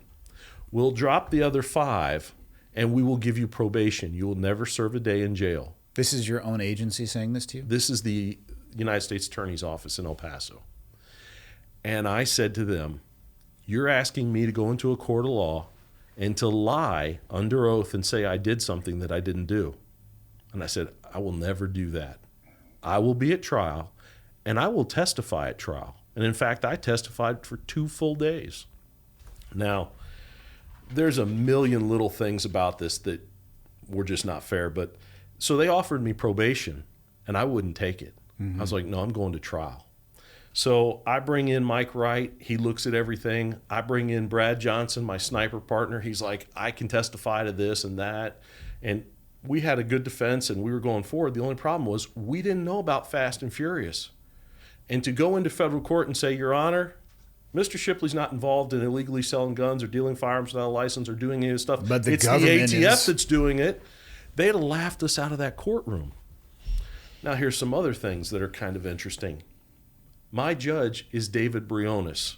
You can look up Judge David Briones in El Paso. I believe he's probably about 83 years old right now. His sister was a lady named Dolores Briones. Dolores Briones was the county judge who was embezzling money from special needs foundation funds. And the FBI, the ones that arrested her. So now I'm standing in front of her brother in federal court, and he's my judge that's making the decisions on my case. And I said to my attorney, maybe we need to get a change of venue. There's David Briones. And isn't that a conflict? Even the appearance of impropriety should have been enough for him to say, I'm going to recuse myself. And in fact, he did later, after I was done with my sentence, went to prison, and I filed what's called a 2255. I filed this motion, and I said, you should recuse yourself because I was involved in this. So they went to the FBI, and they said, well, was Mr. Shipley working against Judge Briones, Dolores Briones? And they said, well, he wasn't the case agent. Well, no, I never said I was a case agent. I was on SOG, and I followed her around and did surveillance on her. Yeah. So I'm an integral part of the investigation against this guy's sister, and yet he's my judge. That's a little rough. Yeah. Now, the other thing is that I didn't know at the time, my attorney was friends with Paul Lee. And when I got all the discovery and I started looking through it, I found a document that was a receipt for the sale of that Barrett. And I kept looking at it, and I was like, wait a second. This handwriting here is like Chinese calligraphy. That's because Paul Lee sold the gun to Jonathan Lopez that was trafficking into Mexico. The ATF knew that, yet when the Mexican government recovered it and said, how did this gun get out of our country? The ATF didn't want to go, well, you caught us. We're sending thousands of guns over there because the president wants to ban those guns. They're not going to fess up to that. So what do? They say, well, we're going to investigate that. And that's when they start looking at us. Now, when this happened, I didn't know about Fast and Furious. But now, looking back on things, I see things like the lies in the search warrant. And I couldn't understand why they were there at the time, but now I understand them. Let me explain that. They did a search warrant for my house, and they wanted to come in and see how many guns I had in my house and any documents or anything else. They could have just asked me. I'd have given them consent. Mm-hmm. I've never done anything illegal. But they said, no, we're going to get a search warrant for your house. So I get called into the FBI office one day. The boss calls me in and he says, John, I need you to take off your weapon and hand it to me. I need you to hand me your cell phone. I think we're going in the skiff or something. So I'm like, yes, sir. I hand him my stuff. And we walk into a room, and there's all these people standing around. And there's the AUSAs, and there's a couple ATF guys and a couple customs guys and everything else. And I'm looking around, and I see Frank Henderson. So I walk over to him and I say, hey, Frank, what's going on? And he goes, he won't look at me. He turns away from me. I said, Frank, what's going on? He goes, here, read this. And I look at it, and it's a search warrant for my house. I said, you have a search warrant for my house? He goes, yeah. I said, what do you hope to find? And he's like, guns. I said, well, I've been collecting guns since I was 21. I've got hunting rifles. I've got AR-15s. I've got some sniper rifles because I'm a sniper. I've got tactical guns. I've got all kinds of stuff. I was like, you don't need this. And he goes, yeah, we're going to your house. Well, when I read the complaint for the search warrant, the affidavit. Which is like the justification to yes, get it. It's what the judge gets because he didn't know anything about the case. Yeah, he's basically needs to be presented with something that justifies the warrant. He has to have articulable probable cause that a crime is being committed and that this search will aid in the investigation. Gotcha. So he gets these documents. Well, I start reading them, and it says, John Shipley met with your affiant. Now, the affiant or affiant is the person that actually signs, the agent, or law enforcement agent, that signs their name to the warrant before the judge either approves it or disapproves it. It says, John Shipley met with the affiant. And then I look on the last page, and I look at the affiant's name, and it should be Frank Henderson, and it's not. And I go, wait a second, on this day I met with Frank Henderson. And I told him this, and it's correct, but he's saying that the affiant is Eric Ben from OIG. And I go, well, this doesn't make sense because I never met with Eric Ben, and I never told Eric Ben this stuff. So all these are lies because it's saying that the person that signed this, I told these things, and I couldn't figure it out. And then I realized after Fast and Furious broke, that wasn't a mistake. That was being very cunning and intelligent and deceptive. And it couldn't have been picked up unless you knew about Fast and Furious. Remember, Frank Henderson's an ATF agent in El Paso. He knows about Fast and Furious. Mm-hmm. Eric Ben's an OIG agent. He doesn't know anything. So they said, I'm assuming that Frank Henderson said, look, I can't sign this affidavit because I know about Fast and Furious and I know how this gun actually got there through our informant, Paul Lee. So I can't sign this. I'm not going to sign this because I could end up getting fried. So they made Eric Ben. They said, Eric, hey, Frank wrote this affidavit for a search warrant on Shipley's house. Just sign this thing. He said, okay. And he signs off on it. Isn't that illegal in and of itself right there? Absolutely. And yet, I've presented that to the court, and the court says, well, Mr. Shipley, we're not sure that's the reason you were convicted. In fact, the assistant United States attorneys at my trial lied to the jury. And they admit that they lied to the jury, and yet the Fifth Circuit Court of Appeals says, we're not sure that's the reason you were convicted. We uphold all the convictions. This is how bad it was. How could you ever be sure of the exact... I mean, I'm assuming, was it a jury trial? Yes. How could you ever then be exactly sure of why anybody is convicted? You can't, and that gives them the latitude to say things that just uphold the convictions. You got to understand, the government doesn't now want to come back and say, you know what? You're correct. The President of the United States had an illegal operation that was going on. It's absolutely against the mandate of the ATF, and we did something heinous and illegal, and people got killed, including Brian Terry, a hero. We don't want to admit that. They still don't want to admit that to this day. Brian's death was because they allowed those guns to go to Mexico.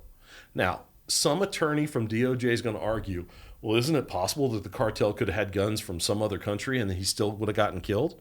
Sure, it's possible. It's possible he could have gotten killed in a car accident. That's exactly it. He could have hit his head on the bottom of the pool diving off the diving board. Yeah. But he didn't. All of those hypotheticals aren't what happened. Maybe we should just focus on what we know happened. They're so crazy that they did this. The assistant United States attorney, Greg McDonald, gets up in federal court and says, this agent's gun killed someone in Mexico, and he needs to be held accountable for it. Yeah, but it wasn't your gun anymore. Okay, so you're getting that first part, but there's more. Not only is it not my gun because I sold it to Armando and he put it on consignment, and then it went through this Jonathan Lopez guy, and then it was in Mexico and all this other stuff. Not only that, but they had a report from ATF saying the gun was never fired. But the assistant United States attorney, Greg McDonald, wants to win the case. So he's willing to lie, and he has a report in the discovery that says the gun was never fired. You know how devastating a Barrett .50 caliber round is. If it would have been fired, people know. You don't shoot it on the block and people don't go, hey, I didn't hear that. It's not a .22. It is not. It's a boom. It's the most ridiculous firearm ever, and honestly, I have to question your judgment for ever owning one. You know why I wanted They're one? unique for sure, but yeah, carry that around and maybe 5 rounds for that gun. You're like, okay, that's 87 pounds between those two things. Yeah. It's the most ridiculous gun ever. I'll tell you why I did it. We were talking one day, the SWAT team, and our building in El Paso was on Mesa Hills. And literally, you could shoot your pistol and it would land in Mexico. And there were all these hills over there. And so one of the guys said, hey, I have a question. What would happen if one day somebody sat up in Mexico with a .50 cal and started drilling the FBI and DEA building? It would suck. Started putting holes through us. What are we going to return fire with? And I was like, I guess with my .308, because that's the most powerful thing that we have in our inventory.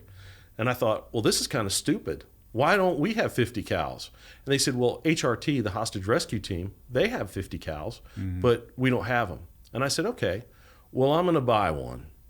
I hope I never have to go to my house and get it. But I'm going to go to the Barrett Sniper School, which I did. I went to the Barrett Sniper School. I paid $2,000 out of my pocket. I took vacation from the FBI. I bought a $10,000 rifle. I bought a $3,000, I think it was a Night Force scope. I mean, I said, I'm doing this because if that day comes, I don't want to be the guy saying, hey, I got to bury a bunch of my friends because I wasn't ready. Are you allowed to use a personal weapon? Nope. Nope. But this is how I thought of this. If somebody's hitting our building with the .50 cal from Mexico, If you're going to break the rules, I'm going to break the rules. And if I lose my job, but some of my friends live through it, I'll find another job. I can respect that, but I tell you what, based off what you just told me already about what's going on behind the scenes here, and there's no doubt that they would have crucified me. I mean, here's the thing. Civilians, to include myself, there's the reason that the statue that it denotes justice has a blindfold and scales. What you're talking about is the opposite of a blindfold, and scales with people who have their fingers on them, manipulating the outcome, which undermines the entire system that this country is built upon. And I don't know where that leaves us. This episode is sponsored by BetterHelp. Stress. Who's got some? Welcome to being a human being. Now, this time of year, I should say, April. Mid-April is everyone's favorite day, tax day. What am I talking about here? Financial stress. And this year has been an interesting one in the markets. And of course, around this time period, people are oftentimes thinking about writing that big check to the government. 88% of Americans report feeling some form of financial stress at the start of 2026. Money worries often bring anxiety, sleep disruption, and even depression are one of the leading sources of conflict for couples. Struggling with money doesn't mean that you're failing. Sometimes it's just about accessing the right kind of support. Enter BetterHelp. BetterHelp therapists work according to a strict code of conduct and are fully licensed in the U.S. There's a therapist match commitment. BetterHelp does the initial matching work for you so you can focus on your therapy goals. A short questionnaire helps identify your needs and preferences. And their 12 plus years of experience and industry-leading match fulfillment rate means they typically get it right on the first time. If you aren't happy with your match, switch to a different therapist at any time, or you can look for a tailored recommendation. They have over 30,000 therapists. BetterHelp is the world's largest online therapy platform, having served over 6 million people globally. And it works with an average rating of 4.9 out of 5 for a live session based on over 1.7 million client reviews. When life feels overwhelming, therapy can help. Sign up and get 10% off at betterhelp.com/clearedhot. That's better, H-E-L-P, Hotel Echo Limo Papa.com/clearedhot. Back to the show. Because we're talking about a federal agent on the other side of the federal agency or agencies that you either worked directly with or alongside, let alone some civilian who has at least you knew how the system worked, and you probably could, you can't play chess until you know the rules. So you at least understood the board and the pieces, but you still ended up on the wrong side of it. But see, I didn't realize that as a federal prosecutor, you can go into federal court. You can lie to a jury, mislead that jury, convict an innocent person, and you have absolute immunity. How? They do. If you look up the code books, and this is the thing, I'm sitting in law school. Why would that ever be caught? Why would we ever give somebody that ability? Amen. Get this. So I'm in law school, and I'm in criminal law, and the professor that's teaching the class is a former assistant United States attorney. And so she knows her husband is a DEA agent. And so she knows who I am, and she knows about what happened and everything else. She voted against me coming to law school. But luckily, it was best 2 out of 3, and then the dean got a choice. And the dean is a guy named Gary Wade. I call him Judge Wade because he was the Chief Justice of the Tennessee Supreme Court. So in the state government, in the court system, he is the Chief Justice. There is none higher. And he read my packet, and he's like, John, I don't think you broke the law. I said, sir, I can tell you I didn't. I said, I can go to God, put my hand on God's Bible and say, Father, I didn't do this. And he said, I believe you, and I'm going to give you an opportunity at the school. But when I'm sitting in her class, I said to her, hey, can you tell me why a federal prosecutor has immunity during the commission of their duties when defense attorneys, if we do something wrong, we can be disbarred, we can be brought up on criminal charges. I mean, we can get sanctions. Mm-hmm. Why do they have immunity? And she said, well, if they didn't do that, no one would want to be a prosecutor. That's the weakest answer ever. Amen. But she's my professor, so I can't say that because she's grading me. You could. Yeah, it wouldn't be wise. I'm not saying it's a smart call. I'm saying it is a call. There are many times I have said those things and then gone, gosh, I wish I didn't say that. Yeah, that's welcome to the story of my life. Yeah. So it was a horrible situation. I thought by 14 years of service in the FBI, I was a bodyguard for the director of the FBI. I was a bodyguard for the Attorney General. I've done SWAT missions, and I went to the Olympics as a sniper. I've done all kinds of great missions and cool stuff and served and gone into harm's way. I thought, I don't have anything to worry about. How did it not go your way at trial? How was the government able to convince a jury of your peers to go the other direction? So, well, a couple things. Jury of your peers is kind of a joke. In El Paso, it's a predominantly Hispanic. I'm not Hispanic. Those people come from Mexico, where every police officer is corrupt and accepts bribes and works for the cartel. And so in their opinion, all cops are corrupt. They can't, It's a tough canvas. The other thing is, remember the Samantha Carrington story? Well, Brad Johnson, my sniper partner, said, John, I'm going to get up there and I'm going to tell him the Samantha Carrington story, because if you weren't willing, he goes, I'll tell, and this is my best friend, tough love. He said, you're the dumbest SOB I've ever met. He goes, I'd have turned in my badge, and the next day I'd have been like, here's my routing number, send that money on over. They can't do anything to me now. They can't even investigate. I'm no longer a federal employee. I'll take that $27 million. I told Brad, that's not what I'm here to do. God gave me so many days on this earth. I want to do the right thing. I want to be the right person. I want to show my kids the right way to live. And he was like, man, you're a better man than me, because I had taken that money.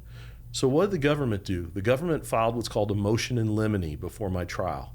And they got Judge Briones to say, we're not going to talk about Samantha Carrington at all at trial, because if that jury hears that this agent was willing to turn down $27 million, there's no way they're going to believe that he was involved in selling some guns and maybe making $300 or $400 in gun sales. So they file a motion in limine. He approves it. And Brad, is that just his call? He's the sole person? He is the senior federal judge in El Paso. It's his call. Now, some interesting things. Brad gets up there, and he starts to testify. And my attorney asks him, do you think that John is an honest person? He says, yes, sir, I do. And he goes, and why would you think that? What has demonstrated that to you? And he goes, well, there was one time where this woman won a lawsuit, and Judge Briones says, stop, agent. If you say another word, you're going to jail for contempt. And Brad turned and he looked at him. And I thought for a second Brad was going to go, I don't give a shit, because Brad's one of the toughest guys I've ever met. And I thought he was just going to say, F you, sir. The truth needs to come out.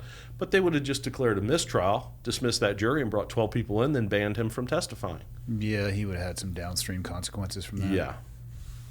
So there were a lot of things. You had an ATF agent. They bring in my guns. Okay, now, when they went to my house... from your house, you mean? Yeah. When they went to my house, they collected about 19 or 21 guns that I had. It's a rookie numbers. I know. But I was also a federal employee. We need to really up your stats.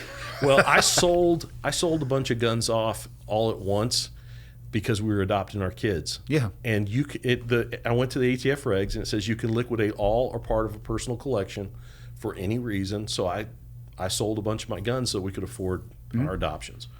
But surprisingly enough, they are an asset that oftentimes increases in value. Yeah. So I sell those guns off, but when we go to trial, they put all these guns out on the table. And the ATF agent gets up there and he's like, these old guns here belong to John's grandpa, which is true.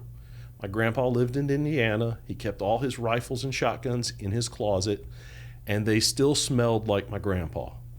And every time I would open up that gun safe, that smell of my grandfather would come back to me. And he was my hero. Mm-hmm. He was bigger than life. And so those guns meant the most to me, though they were all rusted up and you could never fire them. Those were the ones. The ATF destroyed those guns. Now, they have an investigation into Mexican gun trafficking, and they're destroying my grandfather's old guns, a 22, a 12-gauge shotgun, a 10-gauge, a 30-30. What are you doing? So we go to trial, and they put all the guns out, and they're like, well, these guns here belong to his grandfather, so we know why he has those. But you see, these black rifles, these military-style rifles, those are not collectible because they're mass-produced. So they're telling the jury to They should do a little bit more research on substantially sizable communities that believe those are very collectible. According to the ATF, if a gun is mass produced, it is not collectible, which is bullshit. What is their number that is there? No, they're making that up. No, I was just curious. What's their threshold for mass produced? Don't know that either. Because I know people who are complete, like, let's just use Glock. Yes. Complete Glock nerds. It's got a 27, a 29, a 30. Have to. Yeah, And I've a got sticker one of on each. their- Oh, and a this is sticker on their generation car. 1, and this Yeah. is generation 2, and this. Those are the epitome of mass produced. Yes. And there are entire Glock communities, or SIG, or FN, or 1911, or 2011. I mean, what are they talking about? That kind of stuff is what ATF does at a trial to try and win the jury or push the jury their way. I'll give you another example. Do you ever hunt? Yes. Okay. You probably know this, but some people may not. If the size of your target is a coyote, you don't use a 300 Ultra Mag. 50 cal. Yeah, you're not shooting those with a 50 cal. Well, why not? I'm saying you should. It would be What pretty. type of hunting are we doing here? Predator hunting? I mean, yeah, going for yotes? I mean, If you're going for an elk, you're not going No. to take a 223. well, Maybe it is Montana. I know some people who are challenged. you would have to really be a great shot. I think it's a little Western out here sometimes, I'm going to be honest with you. So what this ATF agent did at my trial, and it's in the transcripts, they can't even go back on this. He holds up a gun and he says, "Ladies and gentlemen of the jury, this is a 308 sniper rifle. In the hands of Agent Shipley, he can kill you from 1,000 yards with this weapon." So I bumped my attorney and I said, "Hey, Robert," I said, "mark that piece of evidence." And he goes, "What?" I said, "Mark that piece of evidence. They didn't mark it, and I want you to mark it." And he goes, "Why?" And I said, "Because that's not a 308 sniper rifle.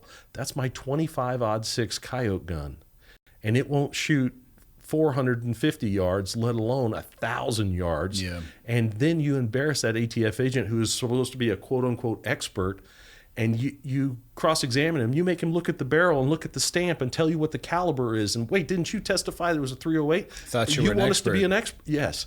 And you destroy him. And he goes, "John, you're an agent. You're not an attorney." Because at that time I hadn't been in law school. He said, "You don't know what you're doing.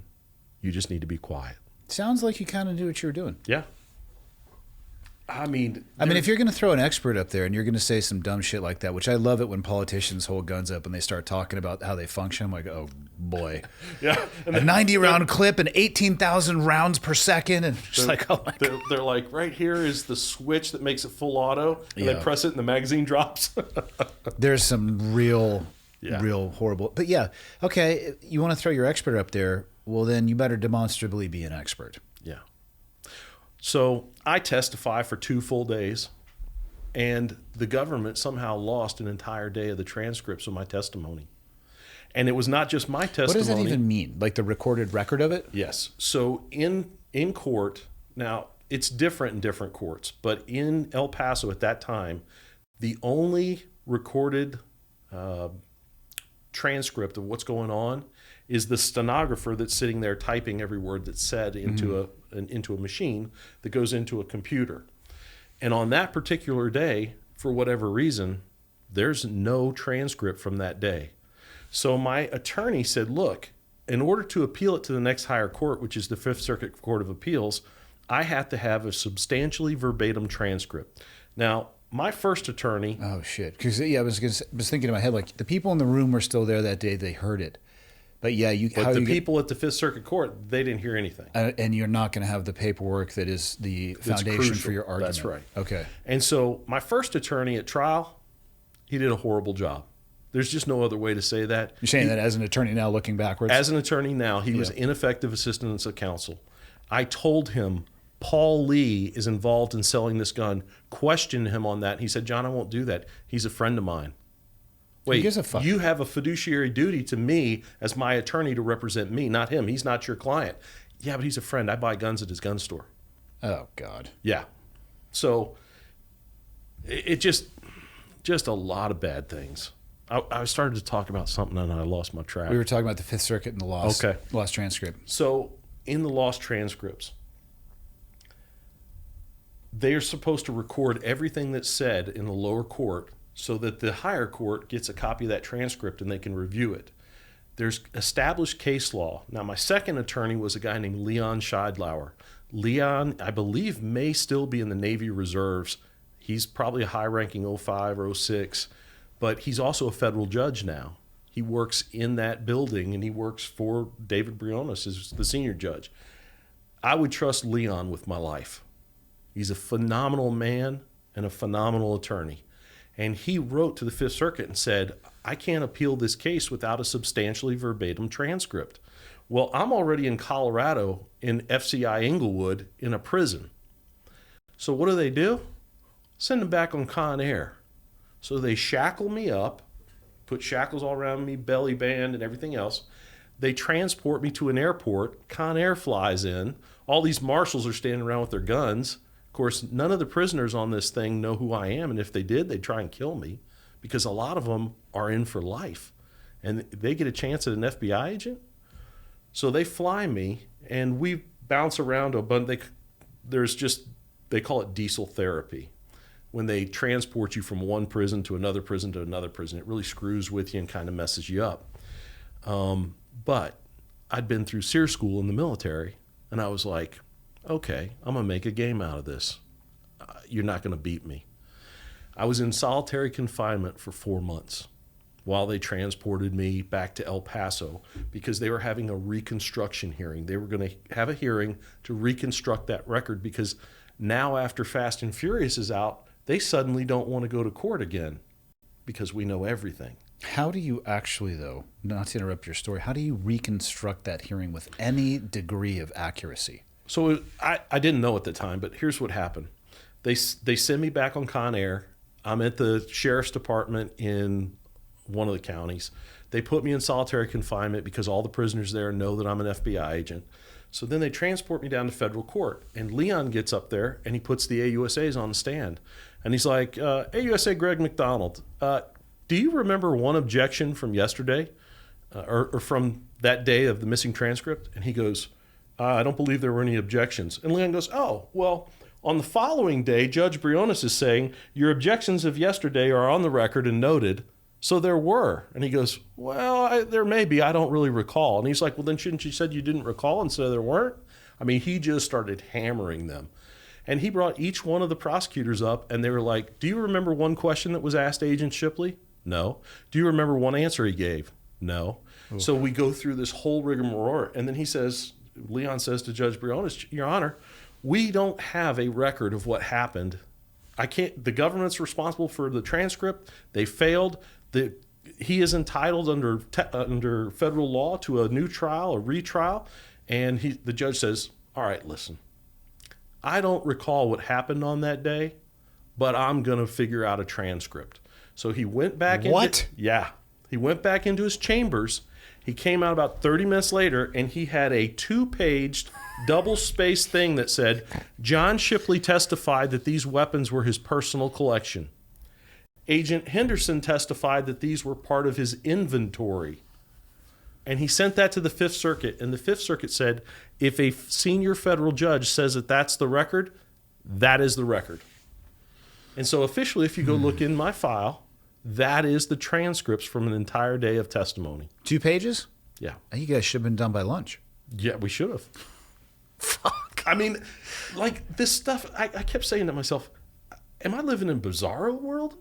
What are the rules here? Well, the rules are whatever we say they are, and you're not gonna dissuade us. I would love for somebody to say, you know what? Here are the grounds for a retrial. You've got to retrial this case.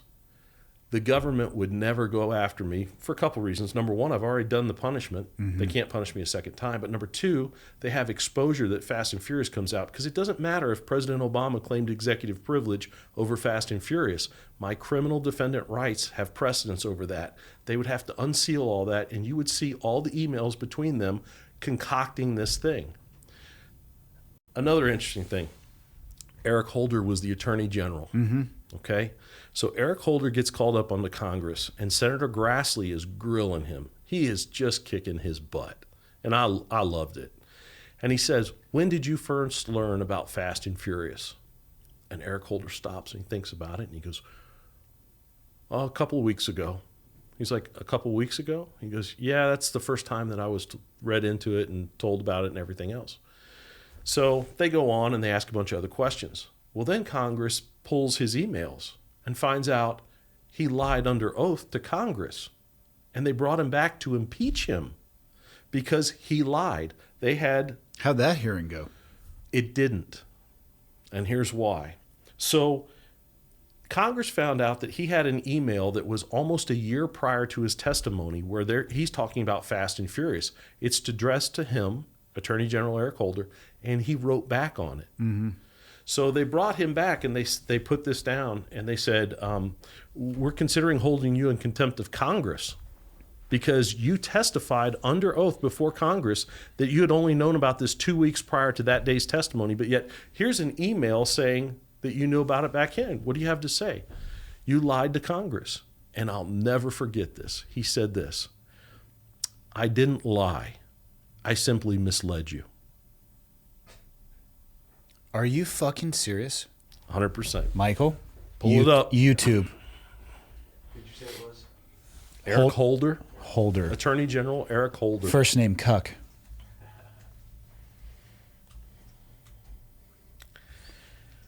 I didn't lie to you. I simply misled you. And This then- is like Bill Clinton up there. What does is mean? Yeah.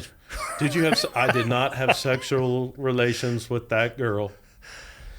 So here, it gets more interesting. So But hold on, though. day, And Congress accepted that? no. So they were gonna schedule an impeachment hearing, and then President Obama to save Attorney General Holder because Holder was like, I'm sure. He probably went to Obama and said, hey, look, I've tried to cover this thing up as far as I can for you, Mr. They got President, me. but they're going to smoke me. I need your help or else I'm going to have to roll over on you. And Obama said, well, if I claim executive privilege, national security, it wouldn't look good for Mexico to know that we don't care about their citizens and we're going to funnel high-powered weapons in there and hope they get killed so that we can document it to change our laws. National security, executive privilege, Fast and Furious is sealed. Now, Brian Terry's family, Josephine Terry, his mother, has been to the White House. They've talked to Donald Trump. They have tried to get all the information about Fast and Furious out. No one's letting it out. Why do you think that is? Because it implicates President Obama. Who it went to the highest gives level. a fuck? Well, I don't know. Look, I'm just a little government worker that enjoyed being an FBI agent. I have no connections in the House or in the Senate or in any of that stuff. I don't play in those power circles, and I don't know why they do the things. Why are all the Epstein files coming out and we're getting piecemealed and everything else? Who is protecting pedophiles? If somebody's a pedophile and they're in our government, we should out them and we should take the appropriate measures. But yet the government's giving redacted copies? That's crazy. It just sickens me. But yet that's their circle and they're not going to give up. Look, when I came into the FBI, I heard the rumors about J. Edgar Hoover and how he was a transvestite and how he had people. I have not heard that one. Yeah. He had congressmen and senators followed, and he found out who they were having affairs with, and he would blackmail them. And that's how he stayed in. I think it was 40 years that he was the director of the FBI. It's a 10-year term, but he got reelected. Yeah, when you got the juice on people. Yes, because he knew, this senator over here is a homosexual, and in this day and age, that's not accepted. And if I let this out, so he'd go and tell that guy, hey, I had my agents following you. I saw you the other night with Mark. And that senator would be like, what do you want? Well, I better get reelected.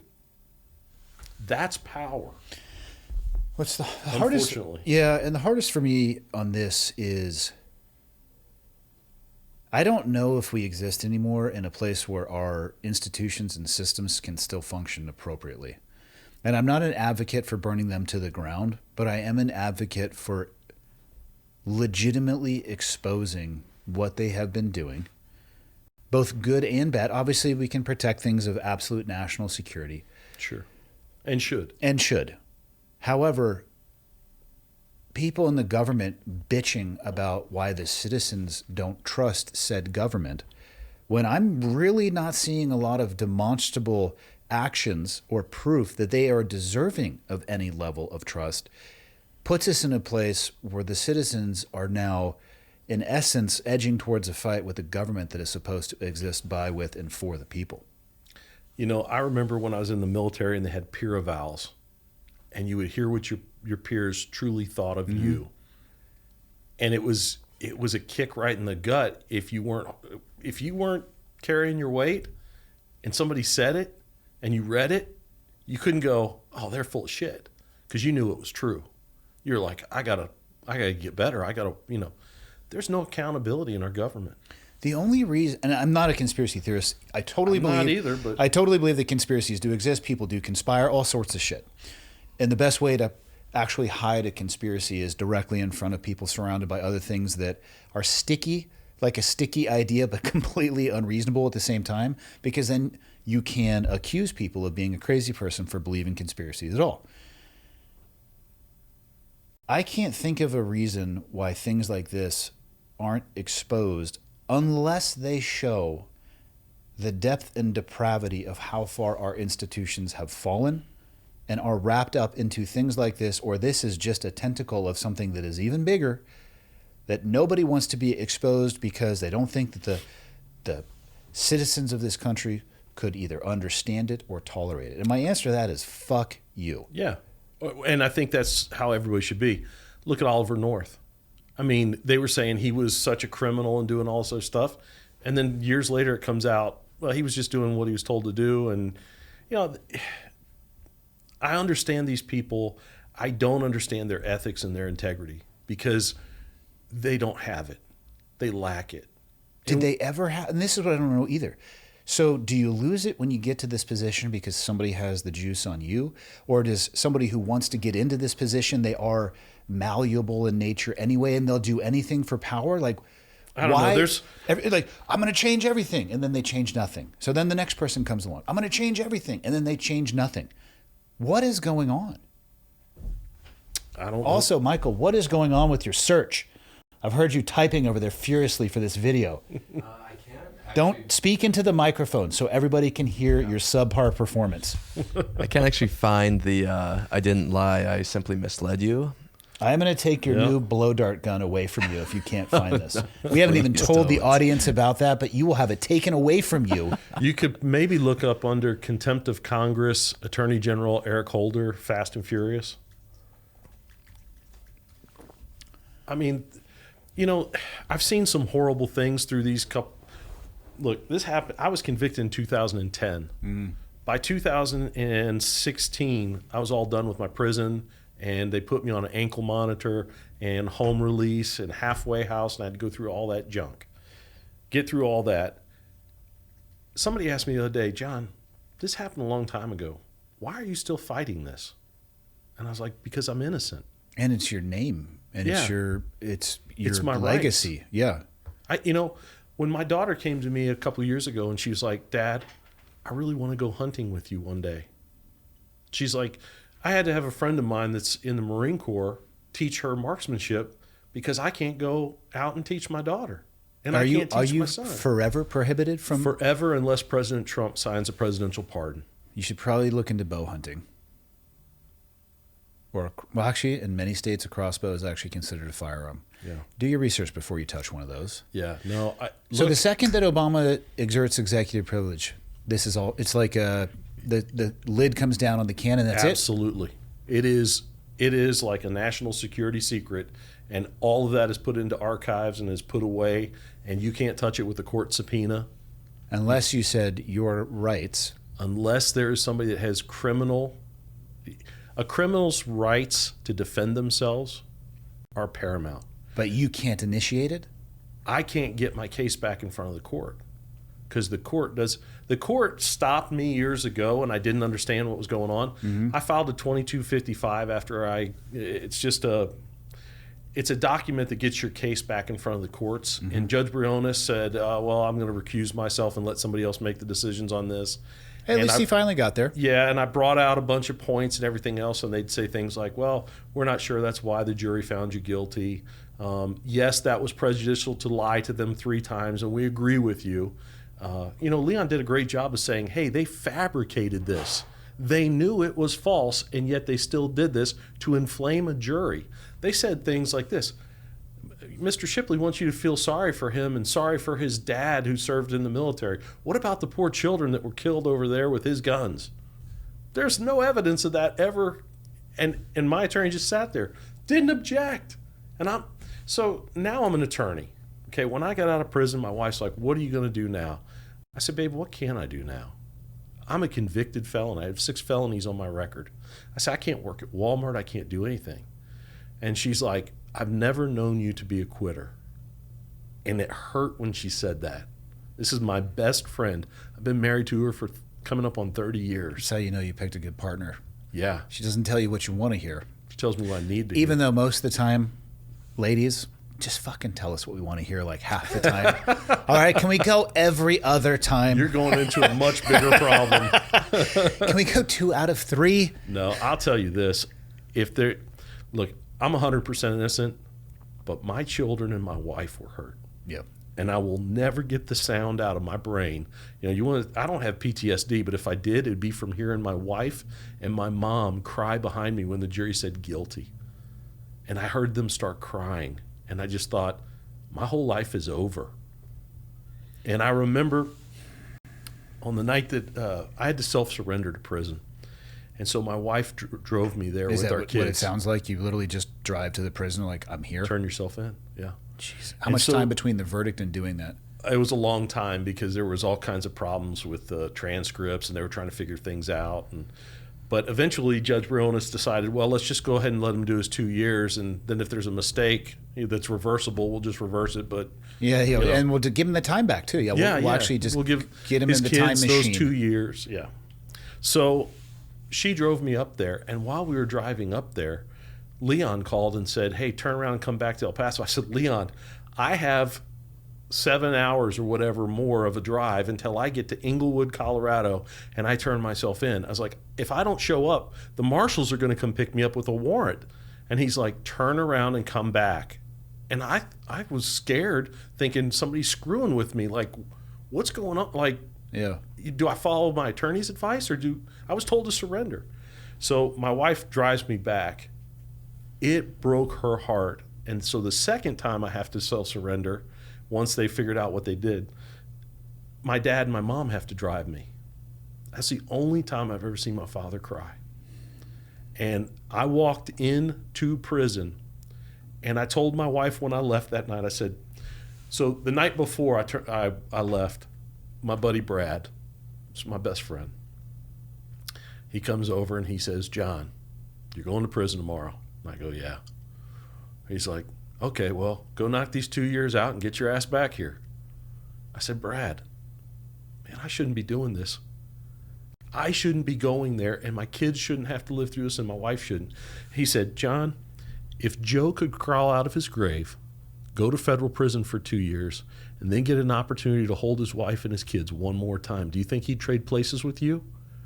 I said, he would. And he said, then put on your big boy pants and go to prison. When you get out, hug your kids and your wife again. Rebuild yourself and become better. And like you say, it wasn't what I wanted to hear, but I needed to hear that.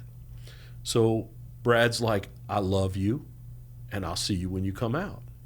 I was like, roger that. So I walked inside, and my wife was just bawling her eyes out, crying, and she's like, what's going to happen? And I said, Kath, I don't know. I said, but I do know this. I know that I'm innocent.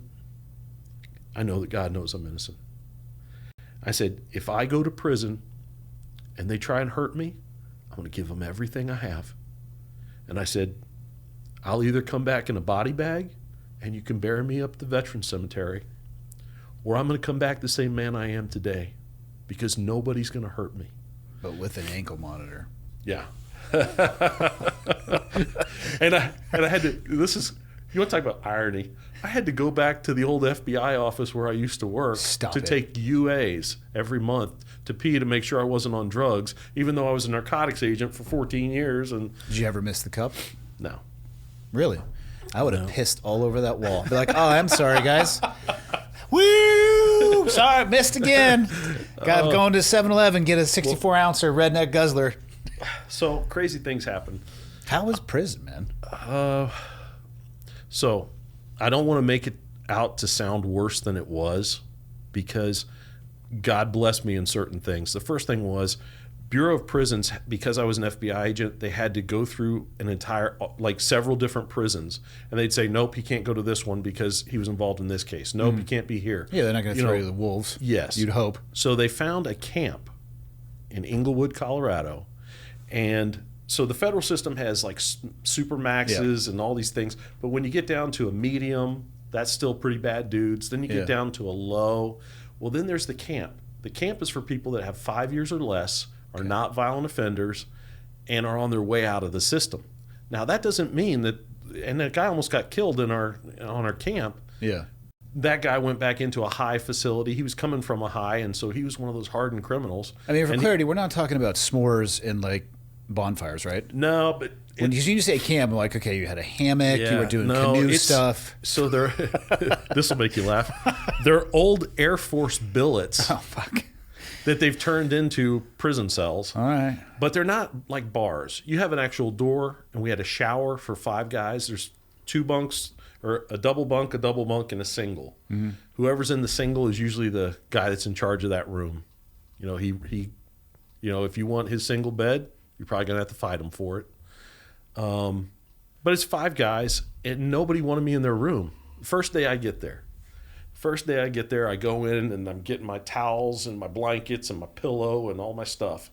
And I hear, "Hey, FBI." Oh, fuck.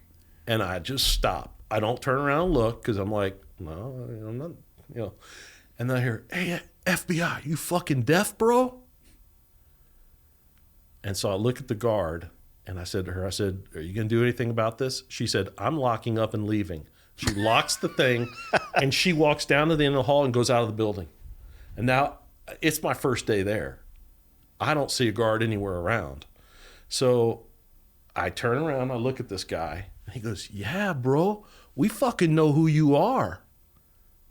I said, "Okay." He goes, "I'm going to fucking kill you." And I said, "All right, well, just don't be a pussy about it and come at me face to face so I have a chance." "Oh, you think you're a fucking tough guy, vato?"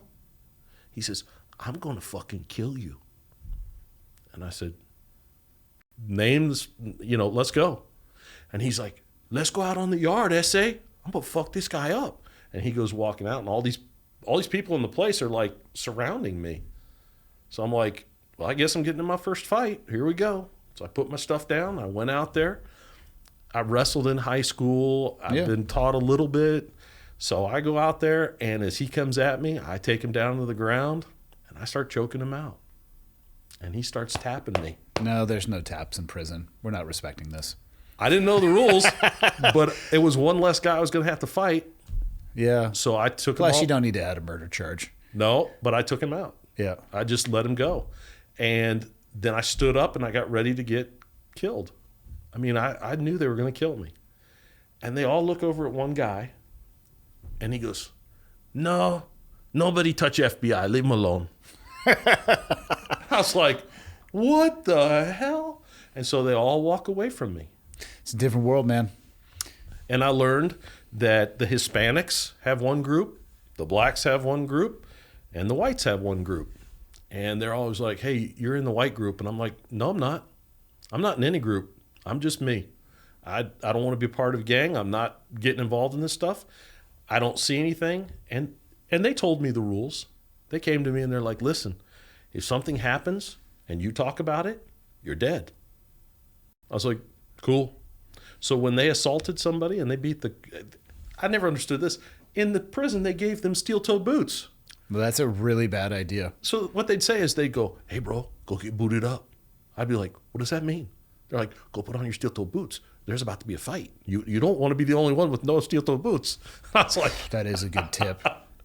So they would pass it around when you knew something was going to happen. They'd be like, "Hey, you need to get booted up." And I'd be like, "Okay, thank you." Yeah. So you could have started your own group. it wasn't. You could have done some like FBI merch. You know, I mean, this is a missed opportunity. You could be like, hey, does anybody want to be an informant? Yeah, that wouldn't have gone well. FBI arts and crafts, teach you how to get out of handcuffs. Yep.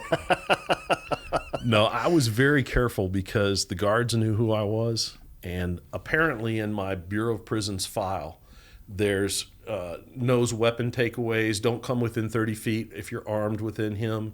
There were certain rules and restrictions. And it probably saved my life one time because when I was on Con Air, they flew me from Colorado. Eventually, we went into Oklahoma City, where is the main holding hub for the Marshal Service. Right on the airfield, they have a building, and the plane goes up. You walk down this runway, and you're right into prison.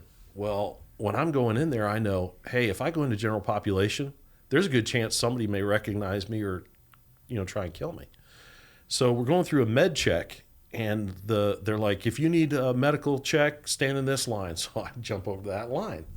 And so when it's my turn, I get up there, and the guy's like, what's wrong with you? I said, I need to talk to you privately. He goes, no, you don't, inmate, because he doesn't know who I am. He goes, no, you don't, inmate. I said, I need to talk to you in private. He's like, well, what, do you have something stuck up your butt that needs to come out or what? I've seen it all. So just tell me what the fuck you need. And I'm like, I need to talk to you privately or I'll be dead in the morning. And he's like, did you take a bunch of drugs? And I said, no. Do you need your stomach pumped? I was like, no, I need to talk to you privately. He's like, GD, you stupid mother. And he pulls me into this room. He shuts the door and he goes, what's so fucking important? And I said, I'm a former special agent of the FBI. I can't be in general population or I'll get killed. And he's like, you dumb motherfucker. You've really screwed up now. He's screaming. Yeah. I said, just pull my inmate ID, 47666-280. So he walks over to the computer and goes, what is it again? I said, 47666-280. Now, I don't think it's any coincidence that 666 is in my prison number. It probably is coincidental, but you know what I mean? We don't need to split hairs. The reason I could remember it, I was a CH-47 pilot. So I was like 666 and 280 is the El Paso designator. Oh, you're easy then. So he pulls it up and he goes, holy shit. He pushes me into a shower and he shuts the door. And I'm like, what now? And he's like, some guys will be coming to get you. So all of a sudden, an hour or two later, these huge guys come down. They're big black guys with muscles on top of their muscles, and they're the SRT team. And they grab a hold of me, and they're like, come on in, mate. They're not treating me like a federal agent because I'm not to them. And they make me sit down in this chair that does a body scan to see if you have anything in you. And, thank God they didn't do body cavity searches and all that. Missed opportunity. Yeah, so. I'm not going to tell people how to party. But, yeah, there were crazy things. Another thing, on my ID, on the actual ID that I have, on the first day after the fight, they told me where my room was. And I was like, okay. So I go into my room and I'm like, hey, which bunk is mine? And they're like, new guy, you get that one, the one that doesn't have any springs or anything that's shitty. I was like, whatever, okay. So I'm laying down and then all of a sudden the door opens up. And I look and there's a huge black man standing in our doorway. And there's only a little light coming out of each corner because he fills that doorway. And they called him Big. That was his name. Like they called me FBI. They never called me John or Ship or Shipley. They called him Big. And he walks in, he goes, who the fuck is Shipley? And I'm like, oh God, go to a safe place. I'm scared to death. I was, because he was humongous. And I was thinking, what can I pick up and hit him? Like, this is going to be bad. And he looks at me. He goes, are you Shipley? I go, yeah. He goes, oh, hell, you ain't no 7 feet tall. I go, what are you talking about? He says, your ID says you're 7 feet tall. No, I'm 70 inches. But I guess the Bureau of Prisons didn't get that right. So if I would have escaped from the camp, they'd have been looking for me being 7 feet tall because that's what they put on my ID Head of the card. game. I like it. Yeah. Okay. So. Yeah, he was just checking out the other big person. Yeah, and he told me, well, no problem. I have a picture of the two of us standing together in prison. Of course, the Bureau of Prisons wants to make money. So they'll bring Polaroid cameras in every once in a while and allow you to take photos in the prison. And it's like $8 a Of course thing. it is. So how was it getting out? getting out was okay. It wasn't bad for 2 years. It was just I missed my family, and I had to lie to my children. At 5 and 4 years old, I didn't want to say, hey, Daddy's going to federal prison. So we told them, Dad's getting deployed. They were used to that. They were just like, well, how long? And I said, I don't know. And at first I told Kathy, I said, sweetheart, I don't want you bringing the kids. Just let me go for 2 years. Let me do it. I don't want them ever coming up here or anything else. And she was like, you're crazy. And, again, my wife has made the best decisions. When I said I didn't want to adopt children, she said, no, God is so good that he will get us our children we're adopting. And that's been the biggest blessing in my life. When she said, I told her, don't bring those kids to the prison. And she's like, you need to still see them and they need to see their daddy. And I was like, oh, so she brought them. And every time they'd show up, man, I just hold them and just had to lie to them. I had to tell them, hey, Daddy, why are you wearing a green uniform? He's got a green. Oh, he works with me, baby. Mm-hmm. We all work together. We're all on this special project. And just. It's special, all right. Yeah. Special project unit. It was hard. That was hard. Yeah. And then it was hard when I came back. I went through depression and I went through anger and I wasn't the best husband and I wasn't the best father. And I just wasn't me because I was stripped of the one thing that I truly believed in, and that was our country. I was like, they're going to have to stand up. I remember going into Mr. Cuthbertson at my SAC and saying, sir, you prayed over my daughter when we thought she had cancer. And I said to him, on that day I made a decision I'd follow you to hell and back. I'll polygraph without an attorney present.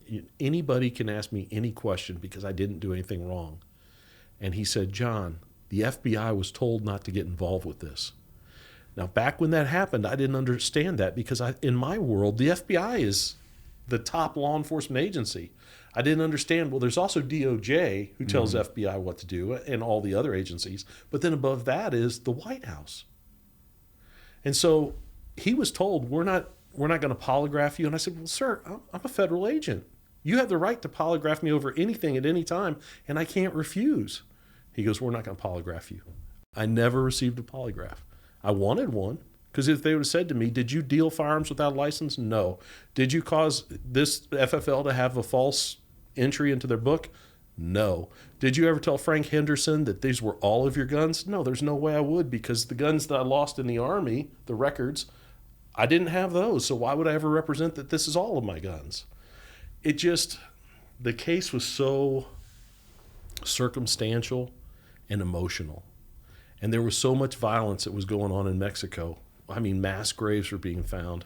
People wanted to hold somebody accountable. And when the federal government turns on their own person and points the finger at them and says, he's a corrupt cop, his guns are killing people in Mexico, and he needs to be held accountable, those people are like guilty. And like I said, it was a Hispanic jury. And I'm not saying anything against the Hispanic culture. What I'm saying is those poor people that are over in Mexico that are being bullied by their police and by their military, and they're in fear of their own police and military, that's no way to live. And they're going to be scared. And so when they have the opportunity to strike back against the bad police and military that have oppressed people for years, they're going to. What did they get the guy? So you sold it to the Barrett to a guy who then went on consignment. What did they get that guy for? So Armando was different. He got a 2-year sentence just like I did. But I'm going to give this guy credit. Armando's a gun guy. He collects guns, and he bought an AR-15 pistol. Yeah. Okay? So it's just like an AR-15, except it doesn't have a stock on it. It has that buffer tube. The tube, yeah. Okay. So Armando goes to a gun show. Which makes it a pistol. Yes. Well, still shoots at .223. Yeah, or 5.56. 5.56. But Armando buys this pistol, and it's legal. He puts it in his gun safe. Then he's at a gun show, and they have these stocks, and he thinks, well, that'd be cool. I'll just stick it on the end of my pistol, and now I've got like a short barrel rifle, not knowing that's illegal. So when they came to his house, they hit his house and my house with search warrants on the same day so that we couldn't tip each other off. Was the buttstock on the Yes. No, there you go. Yeah, it So makes an SBR. they say to him, will you open these gun safes? He opens all his gun safes, and the ATF agent says, what is that right there? And he goes, well, that's a AR-15 that I bought at a gun show.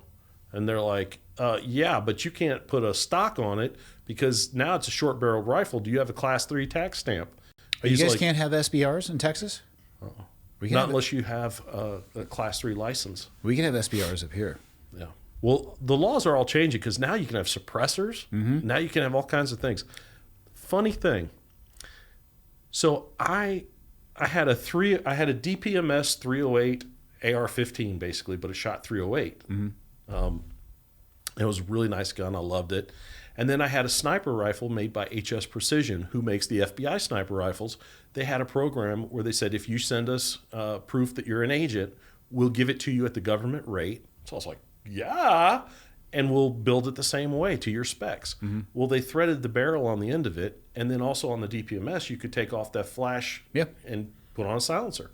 So one of my buddies is like, dude, why don't you buy a silencer? That'd be awesome to have a silenced 308, rifle. And I thought, okay. So I did. I did all the paperwork with ATF, paid all my money. I waited a year for it to get cleared. Finally, they cleared me.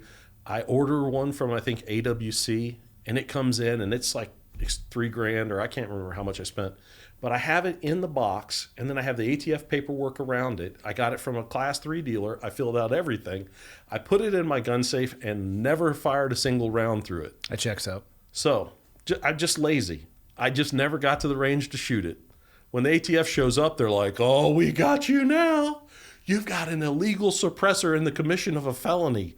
You're going away for a lot of years. And I was like, guys, the license is wrapped around it. There's a rubber band on it, and that piece of paper is the license that I have. And they go, no, this isn't legal. You're going to prison. We got you now. What was illegal about it? Nothing. Yeah. But they tried to say that I used a suppressor during the commission of a felony. They really did. And then finally when I first got charged, they were telling me, okay, you're involved in trafficking weapons to Mexico. That charge never saw the light of day. They were just throwing a bunch of stuff up to scare me because they were like, look, you're going to go to prison for like 35 years. Just take probation. And I was like, no, I didn't break the law. I didn't do anything wrong.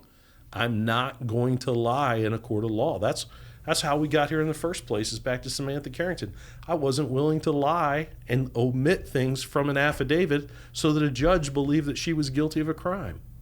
I'm going to stand up for the little guy. I'm going to stand up for the innocent person. That's who I am. How do you have any level of faith in the government that treated you like this? Well, you just have to think that this was one administration, and that administration's gone, and hopefully the next one's better. Yeah, but the administration might shift every 4 or 8 years, but people have the ability to tick in these sub-agencies that are underneath them. So when I was in the FBI, when I first joined the FBI in 96, I remember hearing stories about the ATF, about Ruby Ridge and Waco, and how these guys were just cowboys and they wanted to kick doors in and they wanted to prove that they were badasses. And they wanted to earn their reputation.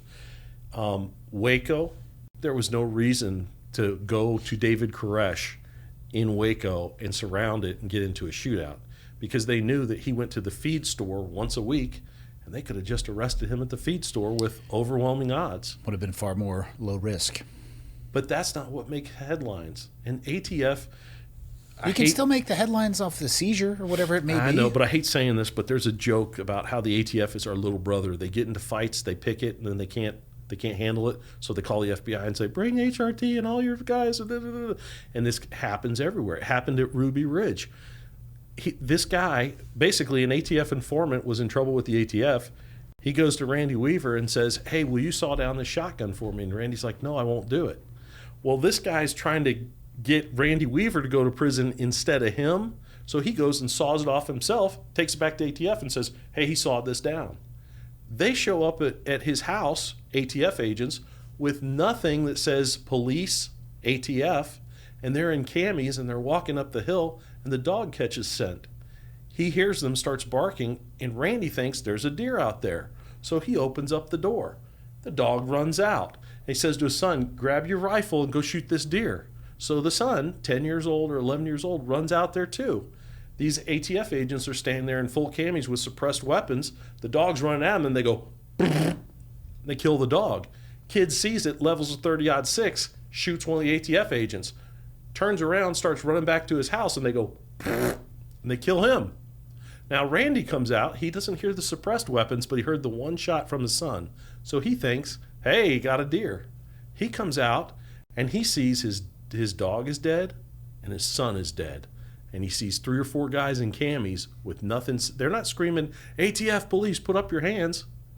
They're just standing there with machine guns. And now he's like, you're going to die. Now, Lon Haruchi was the HRT sniper that shot and killed Vicky at Ruby Ridge. His wife, yeah. He was my sniper instructor at my first sniper school for the FBI. Wow. When he said, I'm Lon Haruchi, former West Point, and I was like, I know who you are. You shot Vicky. And he's like, yeah. He told me his version of the story. I mean, he told our whole sniper class. He told us what happened. I drank that Kool-Aid until I met Randy Weaver. Randy Weaver was at a gun show. And I was like, he doesn't know I'm an FBI agent and I'm a sniper, but I want to hear his side of the story. And I went to Randy and I was like, hey, I don't have time to read your book. I'm not that dedicated. Tell me what happened. And he's like, well, my son ran out. The dog went out. I thought it was a deer. Turns out it was ATF agents, and they killed my dog and killed my son. And I was fit to be tied. He said, so I went in and I barricaded and I got my weapons, and there was a standoff. And eventually, he goes, I'd taken my son's body and put it in a shed because I didn't want his mom to see him. He was really badly killed. Mm-hmm. And he goes, so I went out to go visit my son and pray over him. And the ATF came back, and he said, but it wasn't the ATF. It was actually HRT. And Lon was off at an angle, and when he realized that there were federal law enforcement agents out there or whoever, he calls to his wife, Vicky, open the door. I'm going to run in there. And he takes off running. And Lon decided, well, I can try to shoot him at the steps, but a better place would be when that door opens. He didn't hear him yell. He was at a distance. When he stops to grab that doorknob, he's got to stop and pull that door open. I'll hit him then. So he's tracking him, and he sends it. And as soon as he sends it, that's when Vicky opens up the door.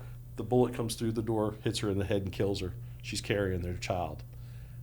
Randy runs in. And now he's like, you've killed my dog. You've killed my son. You killed my wife. And now I want blood. And that was that whole situation. And it was made bad because ATF didn't do their job. They didn't vet this. And they went on to private property so that they could describe it in a search warrant, because they were going to write a search warrant for that. And he's like, look, if they'd have just come to me and talked to me, it never happened. That ATF agent wouldn't have got shot. My son wouldn't have got shot. My wife wouldn't be dead. And the government ended up paying him a lot of money. Yeah. Because they couldn't hide the truth. For me, I don't want money. I don't want fame. I've said this my whole life. My wife asked me, what is a successful life for you? I said, at the end of my FBI career, I want to build a log cabin somewhere in the woods where I can hunt and I can fish and I can target shoot and never bother another soul. That's all I've ever wanted. That's my dream. But as it stands right now, I can't touch a firearm. I go to my church in Georgia. So after El Paso blew up and we had to leave because I'm no longer an agent, the cartel knows it, and I'm right there on the border. I got a death threat. And a guy told me I'd put him in prison, and he told me, I'm going to kill you. And he said, because I know you don't carry a gun anymore. He said, I do, and I'm going to kill you. I was like, bring it on. But in the back of my head, I was like, oh, shit. Well, he's a felon, too, so he Yes. shouldn't have a firearm. Well, the felons, they don't. What are you trying to say? I was going to commit murder, but once I heard it's illegal to shoot somebody with a Changed firearm, my I decided mind. not to do it. Funny how that works. Yeah. So we moved from there to Atlanta, Georgia. And we're in Georgia, and I can't touch a firearm. I can't do anything. So I decided to go to law school.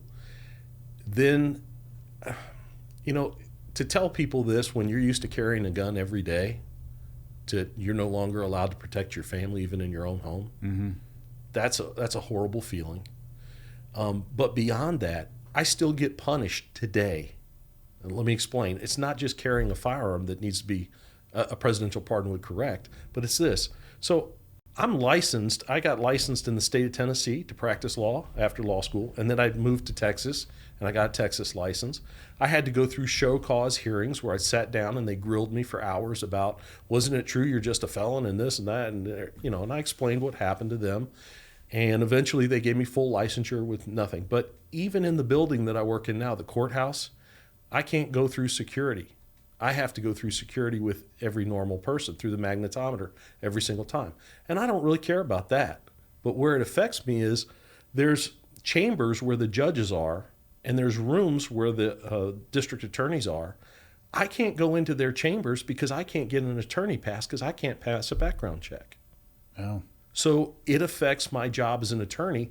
I have to go up to court staff or to somebody and say, excuse me, hey, could you buzz me in here? I forgot my card today. And they're like, Mr. Shipley, you haven't had your card for a while. What's going on? Oh, no, because you can't just say, hey, I'm a convicted felon to everybody in the courthouse, because some people believe that our system works and they're going to look down upon me and say, how can you be effective attorney when you have 6 felonies on your record? Well, actually, I'm probably more effective than everybody else because I've been screwed by the system, so I won't let my clients get screwed by that system. And I'm willing to put in the extra hours and fight because you push somebody you shouldn't have pushed. How long have you been a lawyer now? I graduated in 2019 and passed the bar. So 7 years at some point here this year. Looking back now at your case as a lawyer with your experience, what would you have done differently?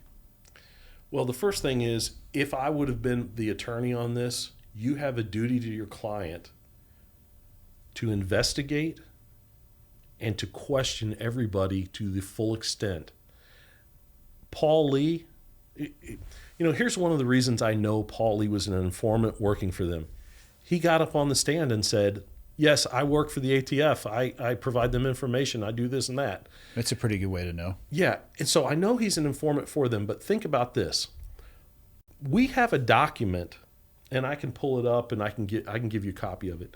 It's the receipt from Paul Lee to the Mexican gun trafficker. It has his driver's license on it that says Chihuahua, Mexico, Jonathan Lopez. There's no way he can be involved. Paul Lee says, oh, yeah, he came in my store, and so I just made a receipt for him, and but I was not involved in that transaction. Okay, wait a second.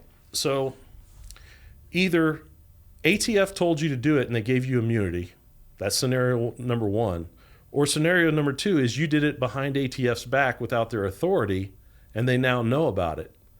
Now, what do you think would happen to a licensed gun dealer that owns a gun shop if they were an informant for the ATF and they sold a .50 caliber to a known and under investigation by ATF member of the cartel? If you did that behind their back without telling them, do you think that store would still be open today? I would hope not. It still is. If you go on Mesa Hills, or not Mesa Hills, if you go on Mesa, you can go to Collector's Gun Exchange, and Paul Lee, his wife is now the name on the FFL, but they still own that store. And yet they sold that gun to a gun trafficker that was under ATF investigation, and it walked into Mexico. There is no gun store in the United States, unless the ATF authorizes it, that can sell a .50 cal to a cartel member, not fill out a 4473. Right there's a violation, but he's still in business. That tells me the ATF knew way back then when he did it, they knew all about it. It's either one or the other. She's either pregnant or she's not pregnant. There is no middle ground here. You're the ATF. Did you know that your informant did this? Yes. Then you lied in your search warrants when you tried to tell a judge, we need to go into John Shipley's house to determine how this gun got to Mexico. You lied. Case over. You guys go to jail now. They don't want that. So they're going to continue to say, well, we're not sure about that. It's cloudy.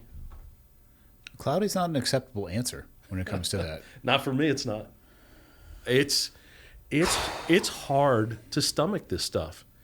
And, when I submitted my presidential pardon, I submitted it the first time when President Trump was in his first term. And Kent Terry, Brian Terry's brother, had actually talked to the president about it. And I thought, wow, maybe that something will happen. And then he didn't get elected, and he's gone. So Biden comes in.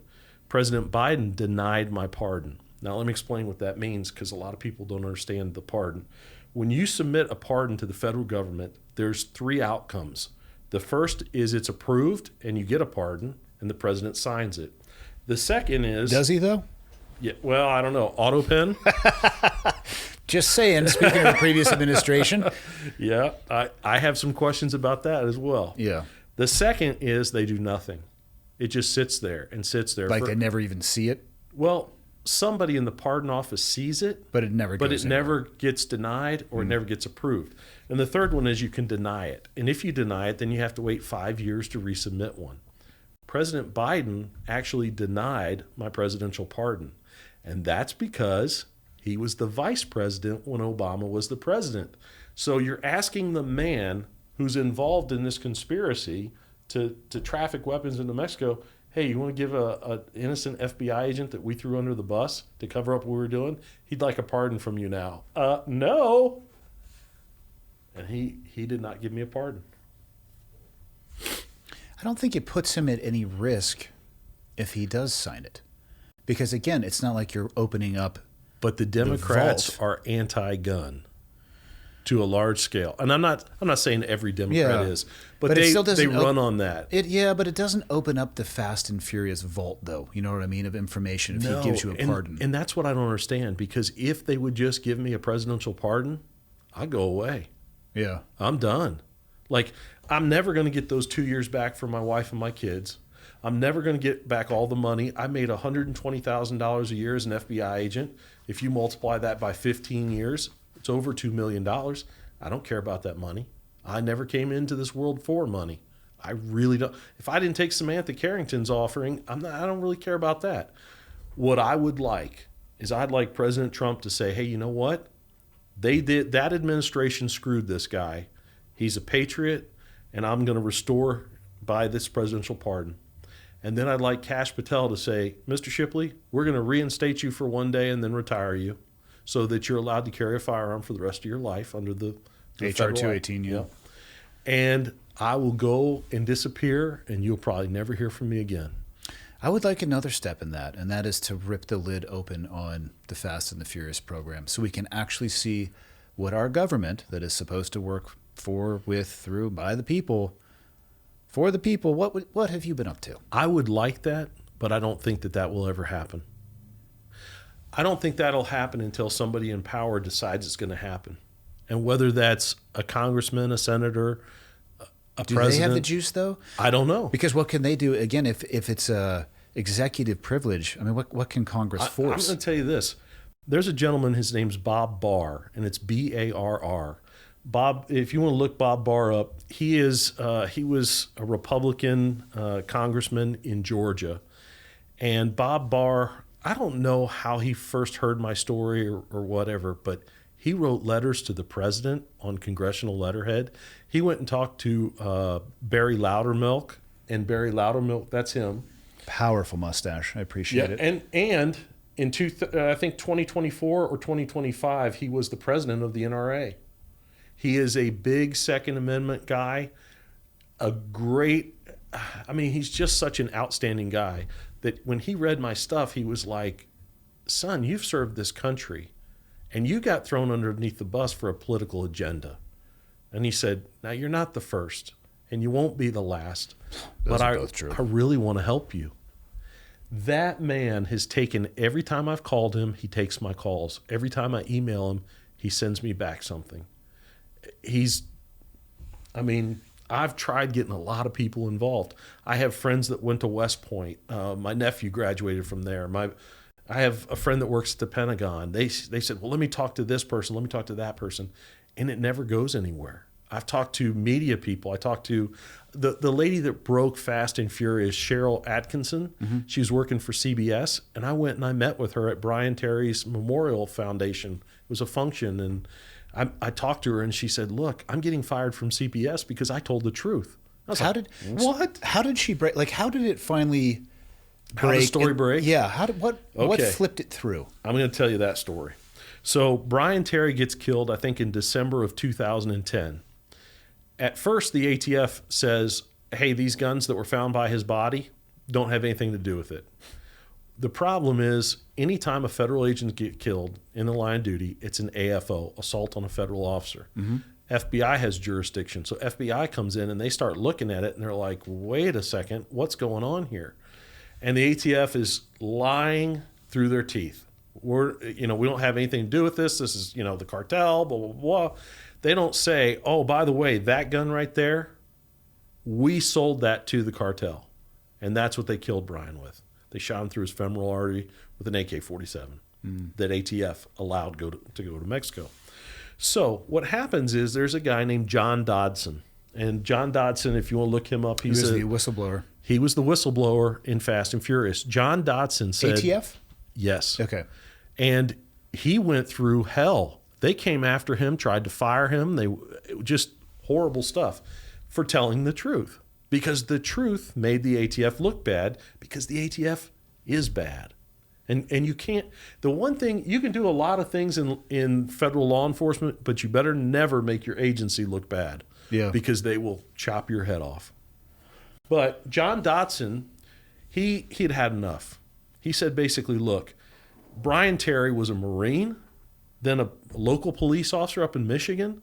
Then he goes to the Border Patrol, and then he gets on BORTAC, and he's out there trying to intercept these drug traffickers, and you guys give him shotguns with beanbags in them, and he gets shot and killed by a gun that's linked back to this.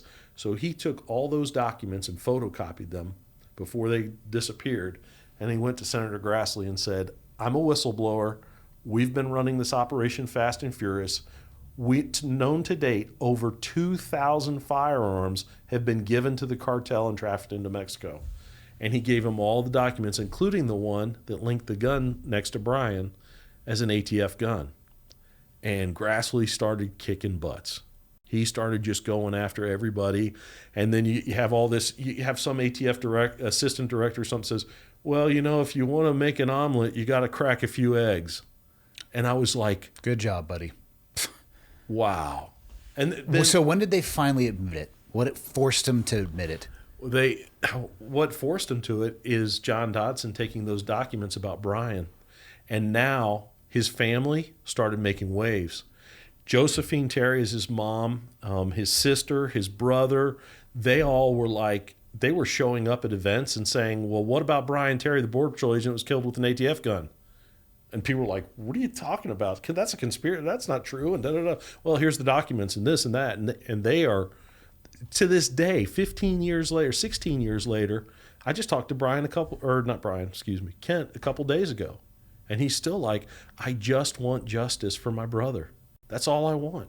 I want them to come out and tell the truth and to release the information, because that administration, that's why my brother's dead. Damn. That's why you went to prison, John. That's why you lost your job. And I didn't lose my honor or my integrity. They didn't give those to me, so they can't take them from me. My father gave those to me. But it hurts when you go to a party and somebody says, Shipley, aren't you the FBI agent that was trafficking guns to the cartel? And I want to come across the table. People are idiots, man. I know. And I just, it's like the driver that cuts you off and then he flips you off. And I just go, whatever, dude. Like, yeah. I don't have time for that kind of crap in life. But, it hurt me when my wife's friend said to her, hey, my husband's a DEA agent, and so we can't, be friends anymore. My wife is the nicest person on this earth. It doesn't say anything about you guys. It says everything you need to know about them. But she's like this, hi, I'm Kathy Shipley. And she hugs everybody, and I'm like, hey, I'm John. And until I determine your threat level, you stay back there. And, I can't tell you how bad it hurt her. She said to me, when I had to turn myself in the second time, she's like, I cannot drive you there with the kids. Yeah, that's a tough ask. And there's one of the pictures is me going away, and the kids are in the back of the van, and they're just bawling their eyes out, and they don't even know why they're crying, but they're feeding off my wife and off her emotions. I mean, it hurt me in ways that we all want to think that we're badasses and we're tough. Michael is. Well, Look Michael at that is- below dart gun right behind him. Yeah, that's right. Peter's Piper. But you're only as tough as you think you are. I mean, it rocked me to the core. Trust me, I get it. I know I exactly never what you're talking thought, about. like, I saw these soldiers come back with PTSD, and I couldn't really understand it because I was like, you know what? If you have a mission to do, you do the mission and deal with it later. But I'm sure that this has caused trauma in my family. I mean, Oh, without a doubt. What you just described mere seconds ago is exactly what you're talking about. so it's tough to live with every single day. It's also, this is tough too. You almost feel like a fraud sometimes because I don't have a problem telling anybody on this earth about my case. But yet there are going to be some people down in Johnson County Courthouse, some of the officers that know, hey, he's a former FBI agent and he's one of the good guys and everything else. And then they're going to find out and be like, why didn't you tell me?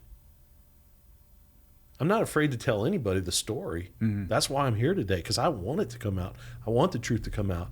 But there are going to be some guys that are like, man, I didn't know you were a convicted felon. And I may lose some friends from church, and I may lose, some professional contacts or whatever else. I've never had a problem telling anybody what happened because I know that I can put my hand on God's Bible and say, Father, I didn't do this. But there's still going to be people that, like my professor in law school, that said, well, my husband's a DEA agent. He said, if the FBI threw you under the bus, you're a bad apple. I'm like, well, no. We'll go back to the conversation where not everybody's created equal, Yeah. How can people help you? Is this a matter of spreading the word, getting the right people to pay attention? What would be what's the optimal path to the presidential pardon? I don't know the answer to that question, or I'd have already done it. That's just the Fair truth. response. I actually, before I came here and I talked to you, I prayed about this and I said, Father, if this is the conduit for me to get this story out, so I would love for somebody that's that's on Netflix or Hulu or somebody to say, wow, this is an incredible story. I can't believe it. Let me look all this stuff and vet this guy. And once I have, I want to do a documentary on it, or I want to do something. To help you tell your story, yeah. I did sign a contract for a book deal and a movie deal, and it really hasn't gone the way I thought. What are you going to call the movie? So Obviously, Too Fast, Too Furious, but I mean, that's a working title. I actually thought of this, Injustice for All. I would get Steven Seagal for that lead role. I would have him play you. Not Chuck Norris? Chuck Norris died today. I know, too soon? I mean, he's going to carry his own casket to his funeral, so Yeah. I don't know if it's ever too soon for him. Well, I don't I'll think tell you Steven Seagal can come back into the United States. I think he might get have a little conversation with some of your old work buddies. One year, the NRA said to me, hey, we're having a convention out in Charlotte, North Carolina. We want you to come out. And I said, okay. So I went out there, and Congressman Barr was there and everything, and the NRA actually donated $40,000 to my defense fund for my first trial. They were very gracious. They said, look, you didn't break the law. It's not fair the ATF's going after you on this, and we want to support you. So they brought me out to this national convention, and I'll never forget this. Chuck Norris is walking down the hallway. I was like, oh, my God, that's Chuck Norris. Like, That's the only appropriate response. Yes. I was like, oh, my God, that guy could kill me with his fingers. Like, I don't know if it's all true, the legend of Chuck Norris, but I choose to believe it. I do too. I love the guy. So then we go into this room, and my dad, he was in there, and he was getting something like a Coke to drink or something, and he's standing there, and I'm standing next to him, and my dad is my hero. He was my best man at my wedding. He's the one man I don't want to disappoint on this earth. And so we're standing there together, and Magnum PI, Tom Selleck, walks in the room. Also, a mustache to write home about. Every girl in the room it doesn't matter if they're 16 or they're 80, they all go, oh my God. Like, oh. And Just so you know, that's the appropriate response for a man or a woman. If you are ever in the presence of Magnum PI, God help you if he's wearing the shorts that he wore during that show. He didn't. We could go, hey, you wore those shorts. Not consensually. I watched your podcast where you talked about that. You were like, what were we thinking? Well, we didn't have a choice. We didn't have a choice. It was get it. non-consensual, but Magnum PI, Mr. Selleck, well done, sir. Well, he walked in the room and every girl just turned into a 16-year-old girl like, hi, Tom. And Yeah. I was just, and my dad goes, who's that guy? I said, Dad, that's Magnum PI. Like, Yeah. you don't know who that is? First off, how dare you? We're going to talk about this later. Are you on social media at all? How can people reach out to you? We've been at it for almost 3 hours, so I want to get you out of here. So yeah, you can look up on social media at John Shipley. You can see it. If anybody wants to find me, if they have a possible solution or they're interested in it, help you people or anybody interested in helping you tell your story too. Because you can Google John Shipley, attorney, Fort Worth, and you'll see my website. It has my office number, and somebody can call me there. I'll put out my number. No. Okay. We're not going to do that.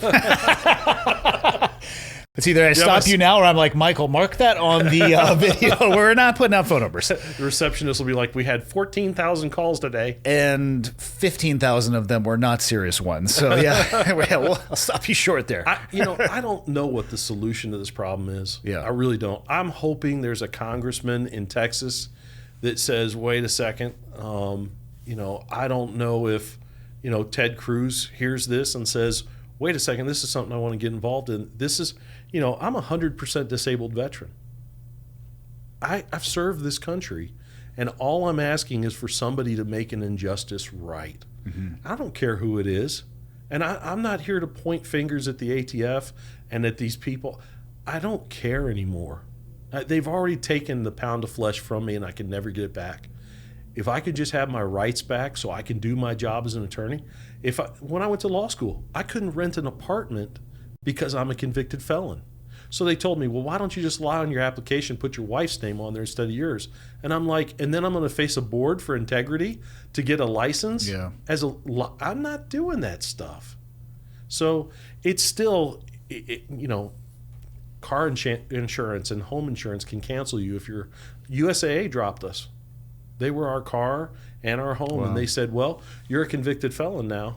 We no longer will allow you to be a client. So there's a lot of things that people don't know about that moniker of being a convicted felon that goes with you everywhere. I can't get TSA pre-check. I have to stand in all the lines. There's too many people in TSA pre-check anyway. Just get in the line with the rest of us pavos. That's right. Yeah. Just come in line with the rest of us peasants. I remember the days when I used to be able to walk up and be like, hi, I'm Agent Shipley. Yeah. Here's your Leo paperwork. I'd fill it out. And I'd be like, I'll be armed on the flight. And they're like, yes, sir. What are you sitting in, 13C? Okay, we got you. Yeah. And then good. We don't need to talk about how you get past the nah. Yeah, but yeah, you just show up on the other side of the x-rays. Yeah. I used to tell my wife, I'll see you down there by the gate. Yeah, people don't need to know too much. Yeah. I have a couple buddies who are able to utilize that. I'm like, fucking hate everything about you. Especially because it's like, oh, you don't have to show up an hour early. They're like, no, not really. No, we just walk on. Thank you for making the trip out and sharing the story, man. I really appreciate it. Thank you. Sorry for what you went through. That sounds like absolute hell on earth for sure. Yeah, people have been through worse. I think, Brian's dead. Yeah. He died in the line of duty honorably. And I believe if he's standing up in heaven and he looks down and says, I was killed in the line of duty because my government lacked the integrity and intentionally trafficked weapons to Mexico to give to the cartel so they could. That's a disgusting thing. It's the Trojan horse aspect of it. Yeah, it's bad that you trafficked them to Mexico so their people could get killed with it. What's worse is this. You did that intentionally, knowing it was going to happen and knowing it was possible that those guns could come back and shoot our own citizens. And yet you wanted gun control so bad that you were willing to let people die, to facilitate the death of people. That Trojan horse aspect of it is the worst part for me for sure too. It's hard. Yeah. We'll leave it at that. Thank you. Thank you very much. Yeah, of course. I My appreciate pleasure. you.